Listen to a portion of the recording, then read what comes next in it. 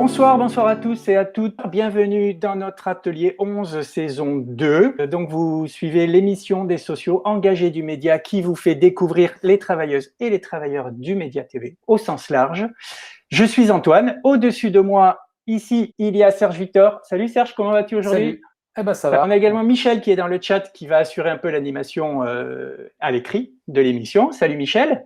Et aujourd'hui, vous le savez, on reçoit Djemil qui est là. Salut Djemil. Bien le bonsoir, vous deux et les sociaux, enfin vous trois avec Michel et les sociaux en ligne. Comment vas-tu? Ça va bien, merci. Et j'espère que vous aussi. Merci pour Bah l'invitation écoute, d'ailleurs. nous savons, on est très content de te recevoir pour commencer cette deuxième saison. Voilà, tu vas être le parrain de fait de la deuxième saison. Voilà, donc tu le sais, le but de cette émission, c'est d'en savoir un peu plus sur toi, sur ton parcours, sur ton travail. Je pense qu'il y a beaucoup de spectateurs qui vont apprendre des choses ce soir. Peut-être même moi-même. Je suis au courant de rien. C'est vrai, c'est vrai.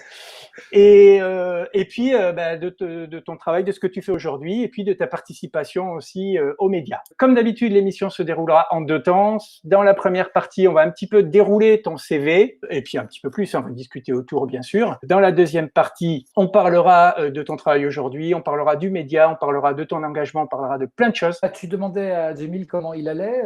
En guise d'introduction, j'ai envie de dire que la question n'était pas purement formelle, puisque ces derniers temps, Djemil, il t'est arrivé quelques petits soucis, si j'ai bien compris.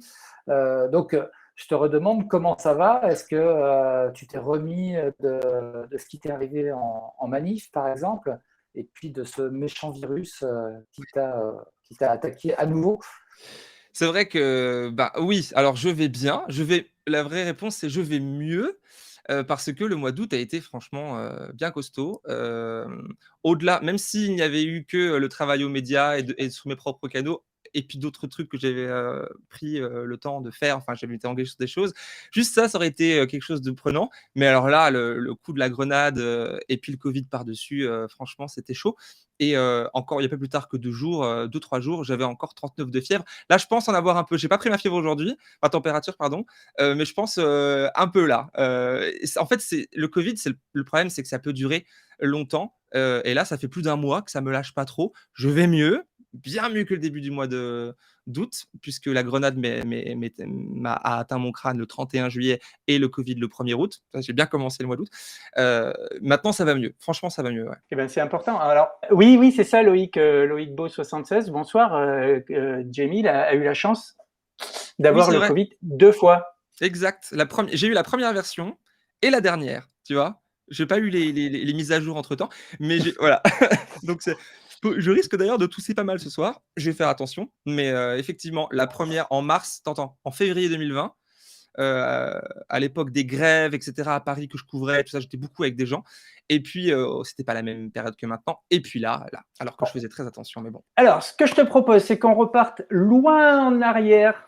Loin. Souviens-toi, tu étais à peine majeur. C'est pas si loin ans maintenant.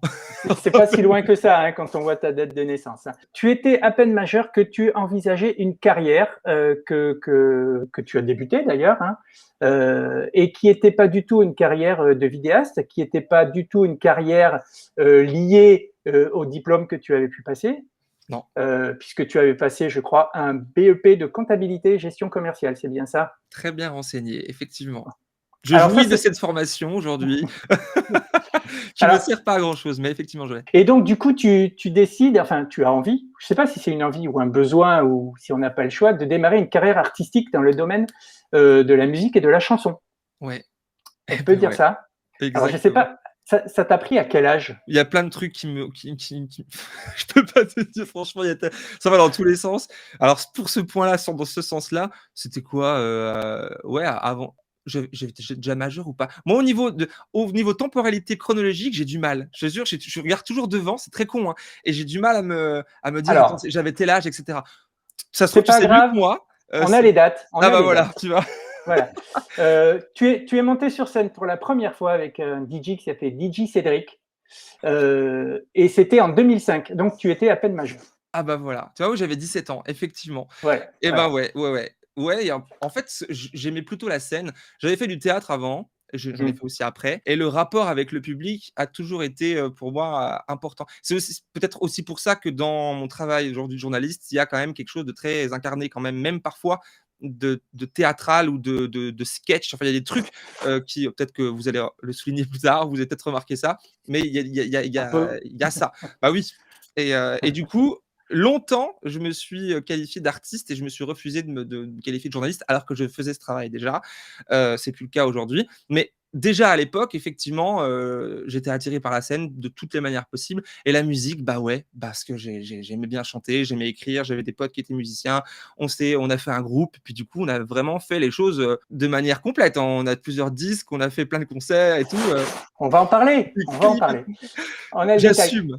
Donc Comme là, cette première montée sur scène, j'ai lu, tu as tourné, alors peut-être pas en permanence, mais une tournée dans le Grand Est qui a duré quasiment 1 an ouais. déjà.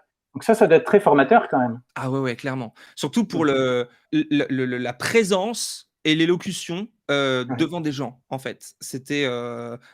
Tout était bien sûr écrit et même les moments entre les chansons où on discutait enfin où on parlait, il y avait de l'impro, mais c'était quand même voilà, il fallait que ça dure 1 heure ou 1 heure et quart et tout et c'était hyper formateur. Puis aussi la rigueur sur le moi je suis pas très rigoureux sur le travail, à part quand j'ai un projet et je suis à fond dedans, mais avant, après, enfin, je suis un peu chaotique comme ça et du coup, là, il fallait, puisque c'était une équipe, on était 6 et du coup, il fallait puis organiser, checker, enfin et j'étais le moteur du groupe. Mmh. Du coup, tu avais, forcément, plein de choses qui m'incombaient à moi, en fait. C'est-à-dire que je devais assurer là et là et là. C'était vraiment cool, vraiment. Tu faisais ça à temps plein ou tu avais une autre activité à côté? Non, alors, pendant la période de l'album Mea culpa, c'était à temps plein. J'étais intermittent du spectacle à ce moment-là et d'ailleurs je le suis de nouveau aujourd'hui, mais dans un autre domaine, de nouveau ce régime-là et ouais, ça a été quelque temps à temps plein, ouais, mais la plupart du temps, non. Je travaillais à côté et j'ai fait 1000 et un jobs. Tu avais une boutique. Oui, ça, c'était encore avant. C'est encore, enfin, alors là pour Attends, c'était l'instant, après. Attends, non, non, ah oui, c'était avant. nous on est encore en 2005 là, hein, donc la Ah non, boutique c'était après du coup. la boutique tu l'as revendue en 2008. On n'y est pas encore. Oh putain, ils savent tout. Non mais effectivement, effectivement, ouais, j'ai eu une boutique en 2006. Ouais. J'ai fait plein de conneries. C'est-à-dire que pareil, là aussi, je vous en parle ou pas? Enfin, je sais pas, il Ah faut? ben tu peux, bien sûr. C'est C'est ton toi qui émission, vois, hein. hein. Ah là là, la boutique à Vittel, j'habitais à Vittel parce que j'ai beaucoup déménagé avec mes parents, puis après sans eux. Là, j'étais à Vittel dans les Vosges, du coup, tout le monde connaît Vittel, pour la marque, mais personne ne connaît où c'est. C'est dans les Vosges, c'est pas dans la montagne du tout et ça me prend comme ça, j'ai à peine 19 ans, je vais dans une banque, je leur demande de l'argent, je ils m'en donnent, enfin ils m'en prêtent parce que la banque t'en donne pas. Ils t'en prêtent alors que j'avais rien, hein, j'avais pas 1 € en poche, rien du tout et du coup, j'ai pu faire ce délire-là d'ouvrir une boutique mais en fait et là aussi, ça a été très formateur parce que j'ai appris que je n'étais pas du tout businessman. L'argent et moi, ça fait 42. Enfin, c'est vraiment c'est terrible. Je savais pas les marges, les machins, les trucs et j'achetais un truc, je venais à Paris d'ailleurs, c'était la première fois que je venais à Paris en 2006. Puis depuis, j'ai jamais quitté Paris, même si j'y vis que depuis peu, mais j'ai toujours été à Paris, pour pouvoir, faire du stock, hein, au sentier et cetera et puis, le revendre dans ma boutique. Ça marche comme ça, hein, tu sais? Enfin, vous Mmh. savez Tu et vendais quoi du coup? je Bah oui, vendais c'est ça. Des des bijoux bijoux? fantaisie parce que tu sais, je me suis dit: «Attends, il y a des magasins de fringues partout autour, mais il y a pas de magasin d'accessoires et de bijoux, ça peut compléter», tu vois? Oui et finalement, je suis allé dans ce domaine-là, puis des piercings après, enfin voilà. Et c'était une expérience formidable puisque je venais négocier des traites à 60 jours fin de mois avec des gens qui avaient, 3 fois mon âge à Paris et du coup, je me suis fait arnaquer et puis après, du coup, j'ai appris enfin, il y a eu des tas de trucs qui sont passés en un peu plus de 2 ans parce que ça a duré ce temps-là et pour me rendre compte qu'en fait, j'aimais pas du tout, ça, en fait, de commercer, c'est pas mon truc du tout et en fait, ce que j'aimais, c'était recevoir des gens dans un univers que j'avais créé. Donc là, c'était la boutique, tu vois? Un peu comme une scène, encore une fois et le Mmh. rapport aux gens. Tu vois? Je m'étais tout de suite, engagé dans l'association des commerçants de ma ville pour pouvoir, et avant même de nommer ça politique, agir comme ça de manière politique sans le savoir. Et c'était une expérience folle. Un autre chanteur qui a commencé par vendre, alors lui c'était des chaussures, c'est Jean-Jacques Goldman, qui est resté longtemps vendeur dans la boutique de ses parents, même après avoir connu le succès. Bon voilà, tout le monde s'en fout. C'est mais pas la même moi, carrière que moi. Vraiment, voilà. ça a Et pas, Muriel ça, Robin aussi, rien à voir, mais Muriel Robin, ça euh, m'avait pensé à elle aussi, la famille de vendeurs de chaussures et tout ça. J'ai vendu des chaussures, terrible, c'est horrible de vendre des chaussures. C'est on veut pas horrible. savoir, on veut pas savoir. Alors il y a Euralialisation. Bon, essayez de Salut trouver des Uriel. pseudos prononçables. Bon, ok. Qui te demande quel était le nom de la boutique. Là, on voit on va noter que ma part d'ego, parce que j'en ai évidemment, ça Ouais. s'appelait Jamie Enjoy. Ok. Même nous, on n'a pas cherché ça. Je vais te dire. Voilà, me demandez pas pourquoi, mais ça s'appelait comme ça. Pas de Voilà. problème. Voilà. Bon, allez, reprenons la chanson. En 2006, après cette tournée avec DJ Cédric, tu produis en amateur 2 titres qui s'appellent Martyr de mon cœur et L'Enjeu. C'est à peu près ce qui s'est passé en 2006. Et l'année suivante, tu mets Martyr de mon cœur en ligne. Et Vous êtes là, allé jusque-là, c'est fou. Hein. et là, plus de 500 000 écoutes. Alors moi, j'ai Ouais. une question quand même. En 2007, où est-ce qu'on mettait de la musique en ligne sur Internet? Sur MySpace. Ah non, mais moi, Évidemment. je sais pas.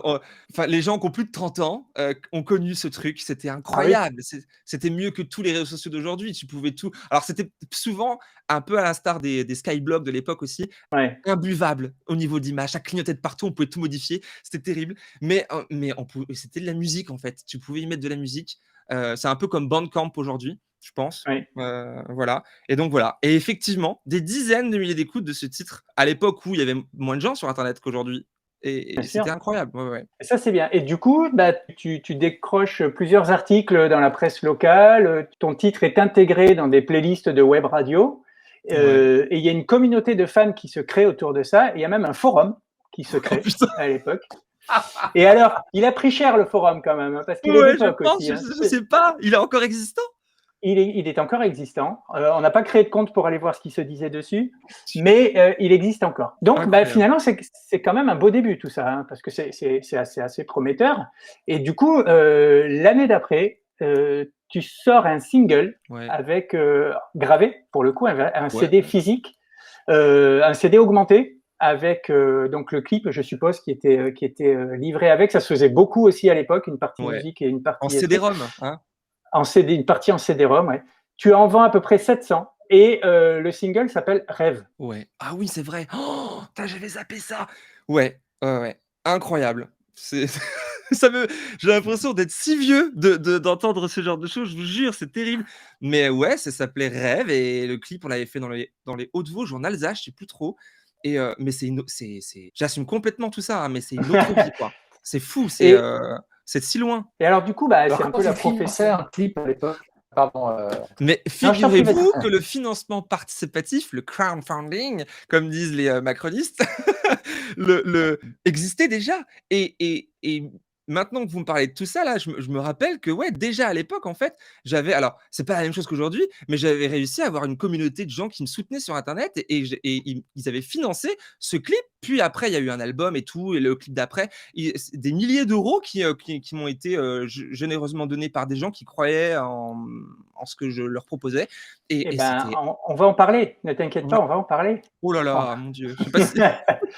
alors, à la même période que sort ce single, tu fais un travail sur ta voix pour professionnaliser tout ça avec Renaud Hanson. Oui. Ah, vous connaissez Renaud Hanson ou pas? Renaud Hanson qui a participé à des comédies musicales, notamment Starmania, mais aussi les reprises de Starmania. Et puis même peut-être comment ça s'appelait, celle de Notre-Dame de Paris, je crois. Ouais, c'est ça.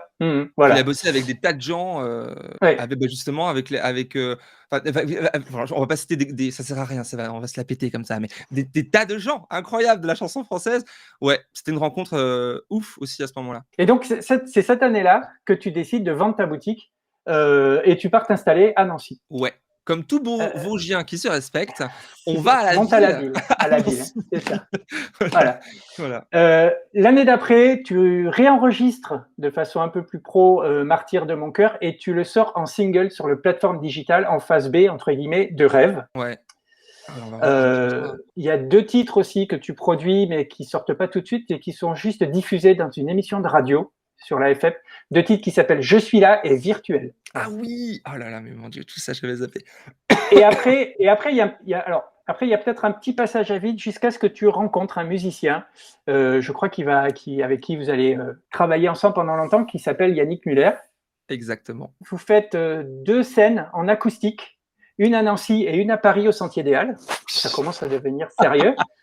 Oh là là. Hein. Et là, tu te rends compte que l'acoustique, c'est pas forcément ton truc, que tu as peut-être besoin d'avoir plus de gens autour de toi et d'avoir plus de musiciens. Et donc, tu crées en groupe, enfin une formation électrique avec Ouais. plusieurs personnes, 5 ou 6. Je n'ai Ouais. pas noté tous les noms. Non, mais bah, c'est une étape importante. Alors, je sais pas si, putain, c'est fou parce que ça fait bizarre de me remémorer tout ça. Encore une fois, je suis pas du tout doué, j'ai pas de rétroviseur et du coup, je suis toujours la tête dans le guidon, dans plein de projets. Du coup, j'avance toujours, je regarde jamais trop ce qui a été fait hier et c'est une expérience assez ouf que vous me faites vivre là. Mais c'était un moment un peu charnière comme ça parce qu'on avait, enfin, j'avais vraiment l'envie d'avoir un groupe rock et électro en même temps, en fait, vraiment une formation électrique et et ils m'ont suivi, en fait, c'était super parce qu'en plus, moi, je suis un peu comment je pourrais dire? L'imposteur dans tout ça parce que j'ai jamais appris, j'ai pas fait le conservatoire, j'ai jamais rien, enfin, même on pourra même, en revenir sur le reste aujourd'hui, j'ai pas fait d'école de journalisme, j'ai même pas mon bac pour te dire, tu vois? Enfin, si tu veux, tout ça, j'ai vraiment je suis un imposteur et alors qu'eux, On dit autodidacte, en fait. ouais, si Oui, tu veux, je suis on dit autodidacte. autodidacte et syndrome de l'imposteur, mais pas le Oui, c'est contraire. vrai. Bon, mais en tout cas, moi, je me considérais, enfin, et pendant très longtemps, et parfois ça peut revenir comme ça. Et du coup, je passe des annonces, puis je vais carrément avec le culot dans je suis à Nancy, tu sais, donc du coup, je vais taper à la porte, du coup, le conservatoire, et cetera. Et puis je rencontre des gens et tout, et je leur propose. Et puis du coup, ils sont, ben, toutes les personnes à qui je parle, bah, sont emballées, et puis ils me suivent alors qu'ils sont méga talentueux, vraiment. Je pense par exemple à Maxime qui jouait de la gratte et tout. Enfin, même Vincent, même Bilal qui est aujourd'hui prof de batterie à Lyon. Enfin, c'est incroyable et on fait des trucs ouf. Et c'est vraiment là que ça qu'on a fait des choses pro, notamment le disque Mea Culpa et tout, dont je suis toujours fier aujourd'hui, en fait. Avec ce groupe, il y a une petite tournée qui s'organise. Tu chantes des compos, tu fais aussi des reprises. Et Ouais, puis, vous faites un petit peu toute la zone large, hein, quand même, Épinal, Nancy, Metz, ouais, Vittel, Toul, ouais. etc. Chez Nadine Euh, Morano. chez... Bon, Elle est voilà pas venue quoi. nous voir. Elle est pas venue nous voir. Voilà. Je l'ai rencontrée plus tard, dans un autre cadre. Et alors là, là, on est en 2011. En 2012, tu sors un premier EP, c'est-à-dire soit un mini-album, on va dire, de 6 titres, qui s'appelle Ouais. Reset 0811, qui, entre guillemets, j'ai lu, séduit la presse féminine. Je me souviens, c'était une critique, enfin une critique, une espèce de pastille dans un magazine, je crois qu'il y a un magazine gratuit, diffusé en Lorraine, et ils avaient écrit cette phrase. D'accord. Et ça te fait un autre point commun avec Jean-Jacques Goldman, qui, quand il a sorti ses premiers titres, on le considérait comme un chanteur pour midinette. C'est assez marrant. Bon, Bah voilà. ouais, Mais la lui, il n'a chanson pas fini française. enfin, il n'est pas sur YouTube, on va dire. Non, il est pas aux Et médias. donc, ce titre, il reprend, enfin, cet EP, il reprend un peu tous les anciens titres dont certains sont revisités, remixés un petit peu. Ouais, ouais. Et voilà. Tu fais un concert à Metz avec ce titre, Ouais. avec cet EP, et tu crées l'association, je suppose, pour produire tes prochaines œuvres, qui s'appelle 23h26 Prod. Exactement. Est-ce que tu as trouvé le nom à 23h26 et tu n'avais vraiment pas envie de chercher autre chose? Non, non, pour les plus, comment je pourrais dire, observateurs et observatrices d'entre vous, c'est en fait un de mes tatouages qui est là sur ce bras. Je sais pas si on le Ah voit. ouais. Voilà, 23h26. Je suis pas contentionniste, hein. Donc voilà. Non, non. Et du coup, j'ai repris ce tatouage pour le nom de la D'accord. formation. Voilà. Très bien. Alors, avec 23h26 Prod, je suppose, tu crées, tu vas sortir l'album Mea Culpa dont tu as parlé, qui est aussi un EP puisqu'il concerne 6 titres. Enfin, Oui, c'est vrai, il y a 7 titres. il y a 7 titres, mais il y en a un qui est caché, qui s'appelle Puis chanter, Ah la vache, que oui, tu as oui, ça existe. enregistré en live, hein, c'est ça, je crois. Ouais, dans le jardin, dans Et la cour du studio d'enregistrement, c'est en ça, région parisienne ici, ouais. c'est ça. Et alors, tu parlais tout à l'heure de crowdfunding. Cet album, il a été quasiment à moitié financé via Ulule. Exactement. Et oui, Ouais, sur Ulule à l'époque, ouais. déjà. Ouais, Enfin, déjà. ouais. Ouais. Donc, et tu avais récolté effectivement, alors, 2 360 € pour être précis. Ce qui était plus que l'objectif de 2000 que tu t'étais fixé au départ. Ouais, ouais, ouais, c'est Voilà. vrai, ouais, Et exactement. donc ça te permet de sortir ça. Voyant que ce financement participatif a fonctionné et que il y a quand même une petite communauté de fans qui te suit, tu renouvelles l'opération l'année d'après Ouais, pour financer un clip pour le deuxième extrait de l'album que tu sors ouais. et qui s'appelle La TV commande ou la télécommande. La télécommande, ouais, La télécommande, exactement. voilà. Un titre engagé Euh, déjà à l'époque. un titre engagé. Alors, mesdames, messieurs qui nous regardez, tout ce qu'on dit là est entendable et écoutable, hein. Il suffit de chercher un petit peu, même pas très loin. Tout ça, c'est encore disponible. Et l'année d'après, donc, il y a une sortie de Mea Culpa remixé qui sort. Oui, Et cette fois, la particularité, c'est qu'il y a le titre qui était caché sur l'ancienne version, enfin sur la première version, qui là ressort en pas caché. exactement. Et un des remixes, en fait, c'était des artistes électro lorrains. Et un d'entre eux avait eu la chance de remixer un titre de Madonna sur sa tournée internationale. Incroyable. Il a eu une chance incroyable de pouvoir faire ça. Et du coup, on a bossé ensemble à ce moment-là sur ce remix-là. C'était cool. Et là, on est en 2015. Ça veut dire qu'on vient de balayer. Tu as été artiste-chanteur Pendant longtemps, pendant ouais. 10 ans, l'air de rien. Ouais, t'as vu? Incroyable. Oh, putain. Il y a J'ai 10 ans qui l'impression viennent de d'apprendre quelque passer. chose. Parce que je suis vraiment largué. Je me dis, bah oui. Puis encore, on pourrait raconter des 10 000 trucs. Parce que tu dépeins ça comme ça, on a l'impression, les personnes qui nous écoutent, tu peux dire, waouh, incroyable, quelle vie, c'était super. C'était la galère. C'était Oui, tout le horrible. temps, bien Il y a des sûr. moments incroyables, mais c'était une galère. Il y a eu des tas de trucs et tout, mais c'était génial, Alors, franchement. est-ce que c'était parce que c'était la galère justement que tu as changé de voie à partir de 2016, c'est ça? Ouais, Tu as commencé à faire 2015. voilà, les vidéos sur YouTube.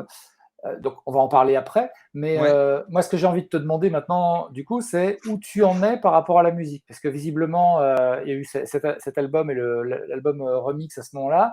Est-ce que tu as complètement laissé tomber, tu t'es recyclé complètement dans autre chose? C'est une histoire ancienne? Ou est-ce que ouais. tu as encore peut-être des projets ou tu fais peut-être encore des choses? Je ne sais pas. Tu en es Non, non, où? non. J'en Non, c'est suis. fini. Bah non, c'est une page qui est tournée. Alors, il y a eu des tentatives. Ah, Jimmy, il faudrait peut-être, ce serait bien que. Tiens, pourquoi pas. J'ai revu après mes camarades musiciens. En fait, en 2015, ce qui s'est passé, c'est qu'on produit le clip La Télécommande en 2014. Je le co-réalise. Et en fait, j'ai eu deux mauvaises expériences sur les deux clips.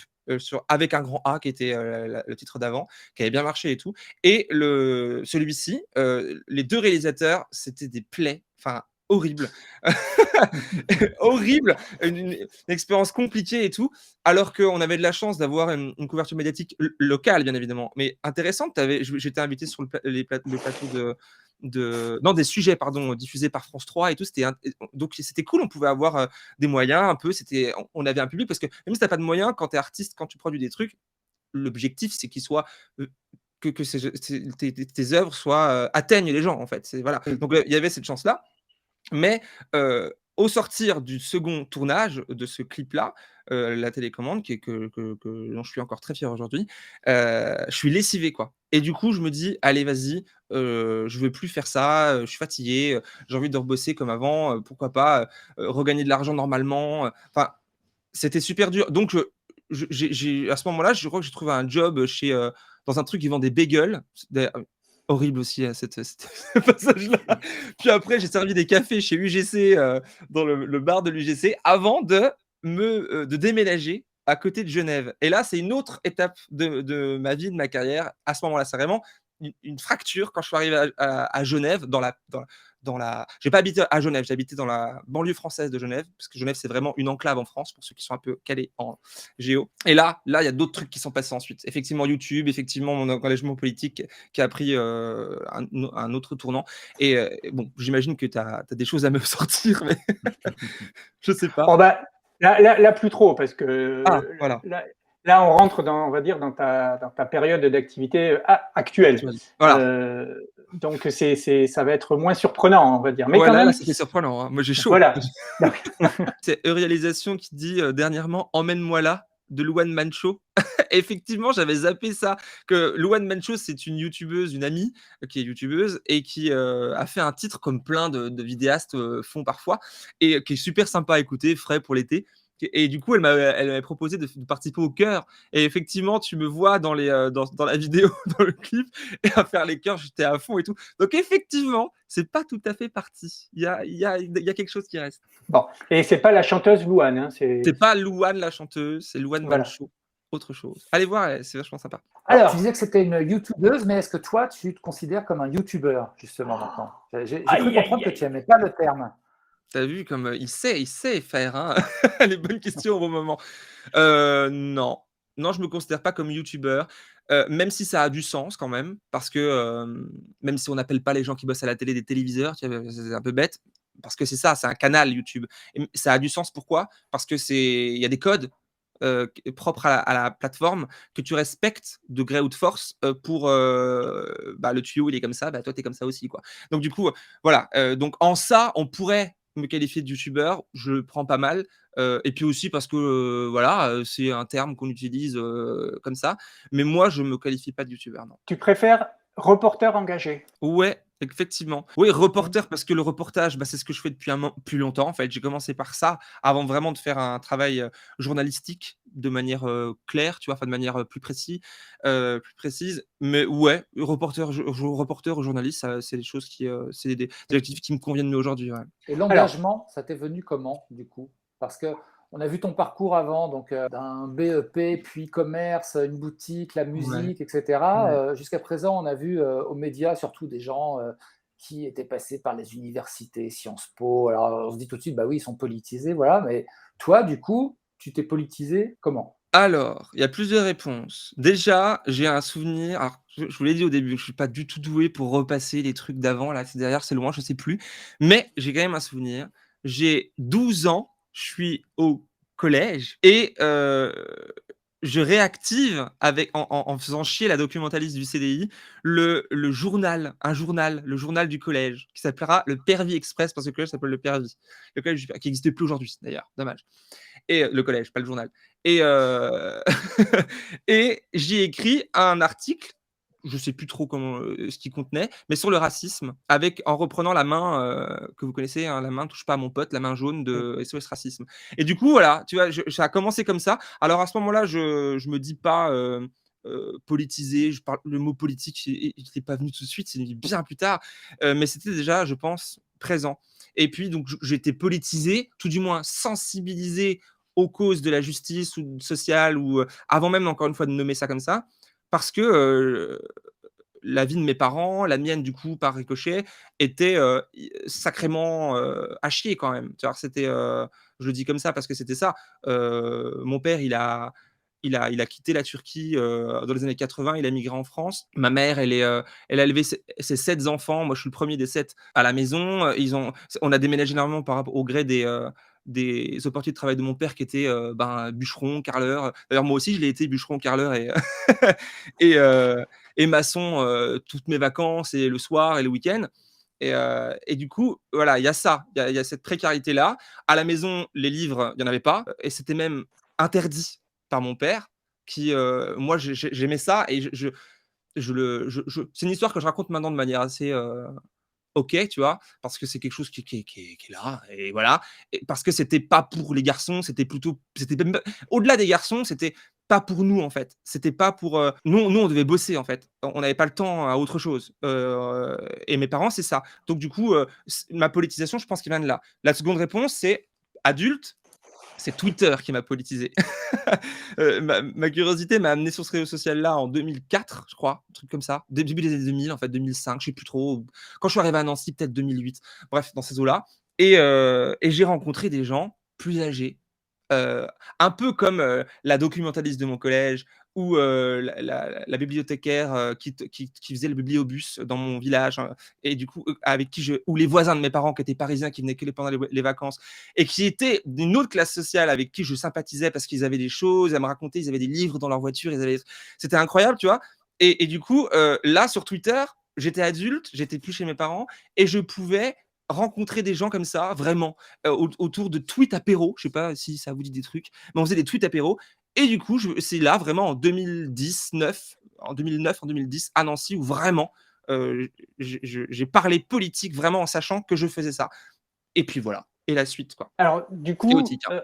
on va reparler, hein, mais du coup, en 2016, donc après les petites mésaventures que tu nous as racontées avant la pause, Ouais. tu crées la chaîne YouTube. J'ai Ouais. une chose à te dire. C'est-à-dire pas si longtemps après que ça, quand même. La chaîne a plus de 67 000 abonnés. Ouais. Elle a fait plus de 4,5 millions de vues. Est-ce que tu sais combien tu as fait de vidéos? On n'a pas compté. On n'a pas la réponse pour une fois. On n'a pas compté. Je crois Mais que toi, entre 2 et 300. D'accord. Entre 2 et 300, ouais. En tout format confondu. Ouais. Et ça Et a commencé vraiment en 2017, hein. Je l'avais créé en 2016, mais ça a commencé vraiment en 2017, d'accord. avec la Et présidentielle. est-ce que tu savais ce que tu voulais faire sur YouTube? Parce que c'était déjà un média qui était déjà installé, hein. Il y avait déjà plein de gens sur YouTube. C'était pas vraiment les débuts, quoi. Non, non. Tu savais ce que tu voulais faire? Tu savais tu savais ou tu souhaitais ce que ça allait devenir? Non, non, pas vraiment. C'est d'ailleurs, c'est ce qui explique le nom. Alors Djemil, ça a toujours été, hein, tu vois? Même sur ma boutique, j'avais pris mon prénom Mmh. dessus. Quand tu t'appelles comme ça et que ton prénom s'écrit pas comme il s'écrit, c'est vraiment tu sais pas. Tu vois 6000 écrits sur un truc, tu te dis Mmh. pas: «C'est quelqu'un». Tu te dis: «C'est peut-être un lieu, une pratique», on sait pas. On sait pas ce que c'est. Donc quand tu as ce prénom-là, tu le gardes, ton pseudo sur les chats de Wanadoo, c'est Djemil, quoi. Bon, alors du coup, voilà. Et je nomme Jamie, chose à te dire, c'est l'idée d'un pote à Nancy qui me donne cette idée-là, parce que je voulais quelque chose de, allez, je sais pas ce que j'ai plein de trucs à dire et à recevoir, donc du coup, allez, vas-y, ça va être 1000 trucs. Voilà, j'ai 1000 choses à te dire. Puis on se tutoie parce qu'on est tous au même niveau. Et la première fois que je prends la parole en vidéo, c'est pas sur YouTube, mais c'est sur Facebook, euh, l'année 2016, je crois, pour un petit peu me moquer des journalistes ou de ceux qui se disent journalistes pendant les inondations de cette année-là, comme tous les ans, et les commentaires des journalistes sur TF1 et sur BFM des bah dis donc, l'eau ça mouille, quoi. Et puis la cave de Ginette elle est pleine d'eau, et c'est tout. Et puis après, hop là. Alors que ben c'est qui fait, enfin qu'est-ce qui fait en sorte qu'il y ait des inondations? Ben l'artificialisation des sols, etc. Et j'avais déjà fait le lien à l'époque là que ben ouais, mais sur TF1 c'est qui finance la chaîne? C'est Martin Bouygues. Bouygues c'est quoi? Ça bétonne le monde. Enfin tu vois, il y a ce conflit d'intérêts, etc., qui m'exaspérait. Et du coup, j'avais mis ça sur Facebook et ça avait eu un petit écho qui m'avait donné envie, du coup, de le faire plus proprement sur YouTube ensuite. Et assez vite, tu décides que, j'allais dire, tu vas en faire ton métier. Tu vas vouloir faire ça à plein temps dès 2018 et en vivre. Ouais, ouais. Mmh. Je sais pas comment ça s'est cheminé comme ça dans ma tête, mais effectivement, vu que moi, mon parcours pro est hyper chaotique. On l'a à peine effleuré, franchement. Je suis passé par des plateformes SFR, des trucs qui même pas SFR, c'était un sous-traitant à SFR, de chez vendre des trucs chez Darty, chez Quicksilver, chez machin, tes conneries, chez Leclerc, vendre du coca chez Leclerc. Enfin, des tas de trucs comme ça. Et puis ça, puis la boutique, puis la musique. Donc, du coup, bon, je me dis pourquoi pas faire en sorte que ça. Je sais pas en fait. Au début, c'était un peu pour s'amuser. Je bossais à côté. Il y a eu une période de RSA aussi. J'ai goûté à ça. Mais encore une fois, là aussi, peut-être un peu comme à l'époque de la musique, là aussi, il y a eu assez rapidement des gens qui ont formé quelque chose et qui ont soutenu mon travail plus que moi. Et ça m'a donné de la force. C'est ça en fait qui m'a permis de poursuivre le truc. Juste avant de faire ce live, je te disais tout à l'heure que je tournais une vidéo juste avant. Et c'est pour clore ma saison à moi, parce que moi, du coup, mon été est décalé à septembre. Et du coup, je le dis dedans. Je dis, ben voilà, sans ces gens-là, j'aurais jamais pu faire ce métier-là. Et du coup, c'est le truc que je retiens, en fait. C'est vraiment ça. C'est pas moi vraiment qui ai décidé de faire ça. J'ai tâtonné un truc et puis du coup, on m'a confirmé là-dessus. On dit, ah ouais, tiens, t'es bien pour ça. Vas-y. Voilà. Non, Est-ce je que t'en tu as prie. été influencé à l'époque par, ou inspiré, je ne sais pas, par des youtubeurs justement qui faisaient déjà des vidéos à contenu un peu politique? Je ne sais pas, je pense à. On avait reçu ici le Stagirite, sinon auparavant il y avait eu Usul qui s'était fait connaître aussi, Dani Caligula. Qu'on n'a pas reçu. Non. Est-ce que ça, quand ils viendront travailler pour le média, peut-être. Est-ce que ça fait partie éventuellement de tes sources d'inspiration ou d'exemples que tu as suivis ou non, pas du tout, tu t'es lancé comme ça? Alors, en toute humilité, pas du tout. J'ai pas du tout regardé de trucs avant ou très peu. Mais en toute réalité, je sais pas si on dit comme ça, bien sûr qu'on est quand même influencé, même sans le savoir, parce que des choses t'atteignent et du coup conditionnent la façon dont tu vas te placer devant une caméra, la façon dont tu n'inventes rien en fait, hein, ou très peu de choses. Donc, c'est les deux réponses. Mais c'est vrai qu'avant de faire des vidéos moi-même sur ma chaîne, là, j'avais pas vraiment regardé YouTube en fait. Je suis pas de cette génération-là. Même si c'est pas une question de génération et que j'ai consommé des vidéos quand même sur Dailymotion, tout ça un petit peu avant, mais pas tellement en fait. Non, pas tellement. Je connaissais pas Usul que j'ai rencontré plus tard et tout ça après, mais je connaissais pas ça. Voilà. Et puis après, bien sûr, une fois que j'ai commencé, ben j'ai rencontré ces gens, j'ai rencontré leur travail, puis ces gens, et du coup ça m'a influencé évidemment. Tu sens que tu fais partie d'une corporation de youtubeurs plus ou moins politiques, engagés, militants, ou est-ce que tu cherches à rester un petit peu en dehors? Par exemple, ton modèle économique, on va en parler un petit peu, il est loin du YouTube qui est devenu industriel avec les networks, avec la publicité, avec toutes ces choses-là. Tu te positionnes comment par rapport à tout ça? Alors il y a un peu de tout. C'est-à-dire que à la fois moi, très personnellement, donc de manière très moi quoi en fait, hein. Là, Jamil, il te dira que je me sens pas du tout dans un groupe, pas intégré, pas et ça a donné lieu à quelques clashs, je pense, au moment où j'avais été invité sur le plateau du mouvement climat là, avec toutes les corporations vraiment du mouvement climat et tout ça. Un peu comme la caution, la caution un peu racisée et puis, prolétaire du truc alors qu'ils sont et que j'avais dit, bah, que le mouvement climat n'était pas le mouvement climat n'était pas populaire parce que populaire c'était éclectique. Ils sont tous blancs et diplômés et s'appelaient tous Julien, Marcel ou tout ça. Et donc en ça, je me suis jamais senti, mais sans aucune amertume ni rien, hein, c'est juste un constat. Je me suis jamais senti intégré dans quoi que ce soit. Et en même temps, rien de macroniste en moi, hein, mais et en même temps, j'ai quand même conscience que oui, quand à partir du moment que tu prends la parole et que tu es repris dans des trucs, que tu rentres dans des cercles et que là, regarde, là, je fais des éditos sur le média et cetera, tu fais du coup partie de quelque chose, que tu le veuilles ou non, que tu le vives d'ailleurs dans ta chair ou non, parce que moi je vis pas ça dans mon quotidien, tu vois? Je vais pas, je claque pas la bise à tout ce cercle-là, on n'est pas tous potes et tout ça. Il y a pas d'ennemis d'ailleurs pour autant, mais je me sens pas forcément au début, peut-être maintenant un peu différemment, faire partie d'un groupe de gens qui influenceraient parce que c'est ça, on utilise d'ailleurs le mot influenceur aujourd'hui, tu sais, hein. Pas du tout. Et en même temps, j'ai conscience que, ben, si quand même, la force des choses fait que quand tu fais des programmes, quand ton tweet il a tel écho, quand ta vidéo elle est vue par tant de gens, ben oui, tu fais partie de quelque chose. Voilà. J'évoquais tout à l'heure et on voulait revenir sur ton modèle économique. Dans une vidéo que tu as fait l'année dernière, en juillet 2020, tu as évoqué un petit peu la machine YouTube, ce que c'est, comment ça marche, avec notamment la publicité. L'envers du décor. Et puis, l'envers du décor de YouTube. L'envers du décor, oui, c'est ça. Et dans lequel tu dis que bah, toi, tu refuses d'utiliser la rémunération via la publicité, ce qu'on appelle la YouTube Money, et que du coup, tu te finances uniquement, comme le média, par les dons des personnes qui veulent bien te soutenir, même si toi, contrairement aux médias, tu acceptes quelques sponsors de temps en temps. Parce que, voilà, bon, c'est pas la même chose. Du coup, alors, on va commencer par, est-ce que tu arrives à vivre de ton travail ou est-ce que tu as encore des activités annexes? Tu nous as dit que tu étais encore intermittent du spectacle.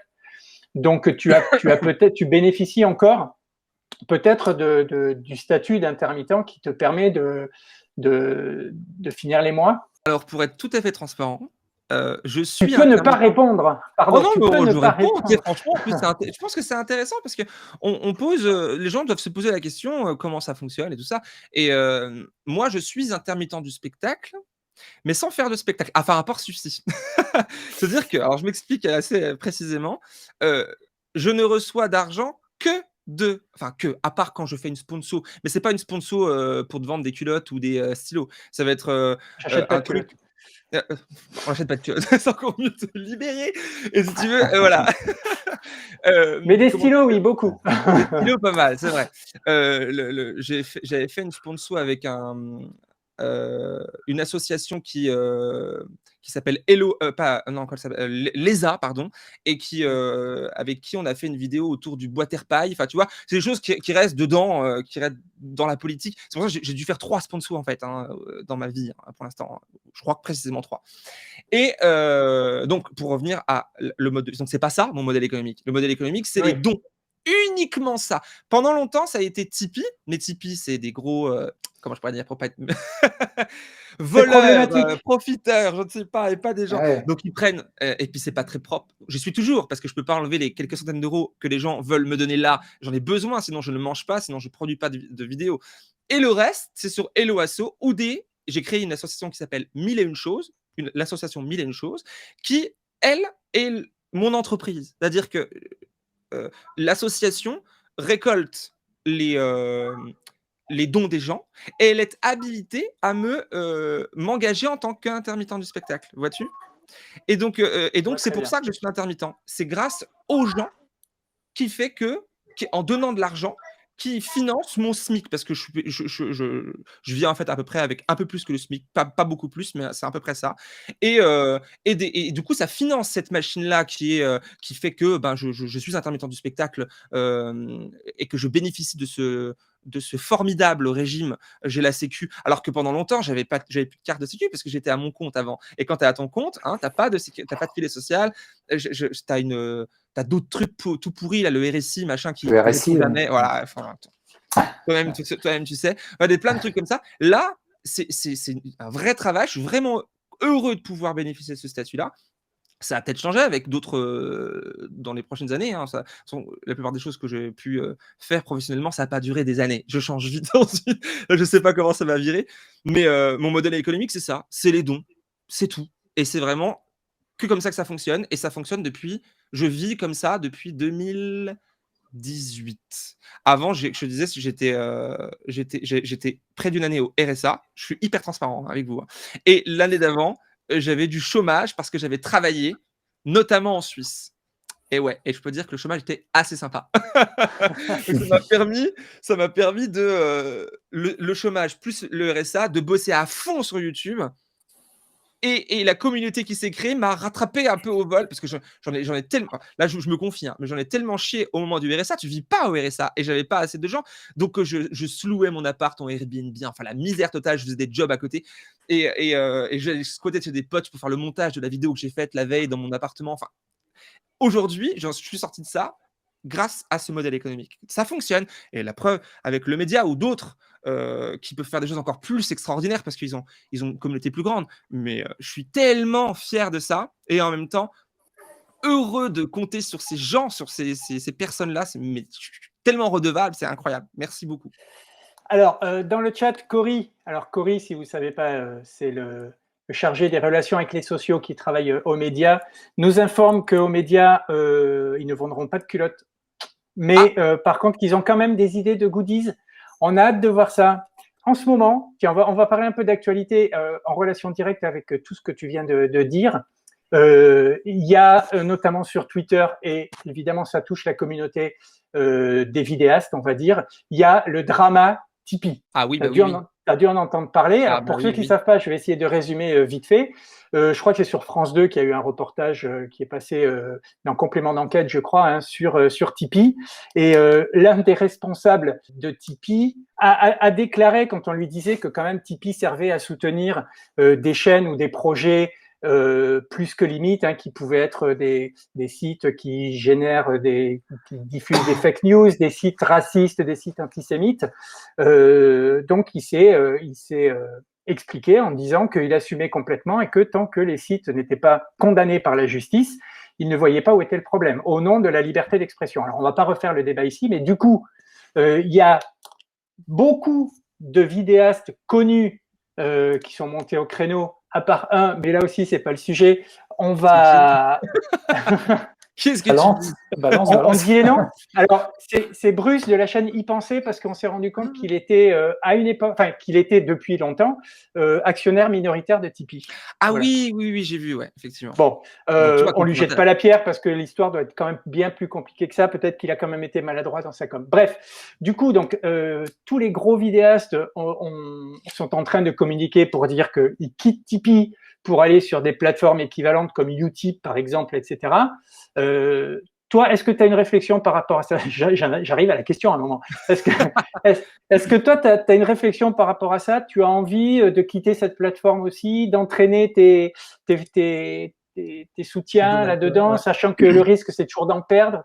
C'est compliqué? Alors, j'ai dû répondre à cette question, il y a pas longtemps là, je crois que c'était hier ou avant-hier et ce que j'ai répondu et je réponds encore une fois la même chose parce que c'est ça, c'est que ça date pas de maintenant, mon envie de quitter Tipeee. Je l'avais déjà amorcé avec la création de mon association pour encourager et contacter les gens un par un pour qu'ils transitent et la grosse moitié a transité vers des virements directs bancaires, tu vois, sur une banque propre, on essaye, et ou sur Hello Asso, parce qu'une association permet d'accéder à cette plateforme qui s'appelle Hello Asso, qui est une sorte de Tipeee, mais qui n'est pas sale comme Tipeee, bien au contraire, et qui permet aux donateurs et aux donatrices de choisir de donner 1 centime, 10 euros ou rien du tout en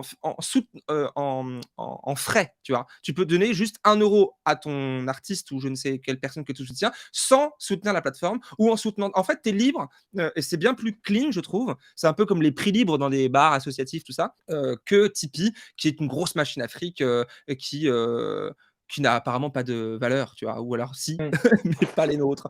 Qui avait une valeur bancaire, peut-être. Voilà, là, celle-ci, là, effectivement, elle est haute. Donc voilà, donc alors maintenant avec ça en plus, du coup, c'était dans l'absolu quelque chose de pas propre, qui me faisait, qui m'a donné l'envie de transiter et cetera. Mais là, alors là, par-dessus ça, cette affaire-là, alors oui, là, pour le coup, j'ai de nouveau envoyé un message aux gens en disant: «Bah, allez-y et tout». Mais c'est hyper dur encore une fois, et c'est là que le conflit parce que je suis en conflit d'intérêts, du coup, pour le coup. Enfin d'intérêt. Oui, si d'intérêt. J'ai sur Tipeee une partie de mon salaire que je ne peux pas abandonner. Et je vous le dis de manière mais totalement transparente et ça me fait chier. Donc si vous êtes des tipeurs là ce soir et que vous pensez-y parce que des fois c'est juste parce que tu y penses pas. Les gens sont pas attachés à Tipeee, hein, ils s'en fichent. En plus, il faut savoir que pour 1 €, je sais plus les chiffres précisément, mais quand tu donnes 1 € sur Tipeee à quelqu'un, Tipeee prend sur cet euro 8 à la personne et en plus te fait payer à toi 1,20 € parce que c'est toi qui vas payer les frais bancaires de transaction. Donc du coup, ils dépensent rien Tipeee, tu vois? Ils prennent tout et ils s'en fichent. Donc voilà, la réponse la plus honnête que je peux donner, c'est ça, c'est que je l'ai amorcé.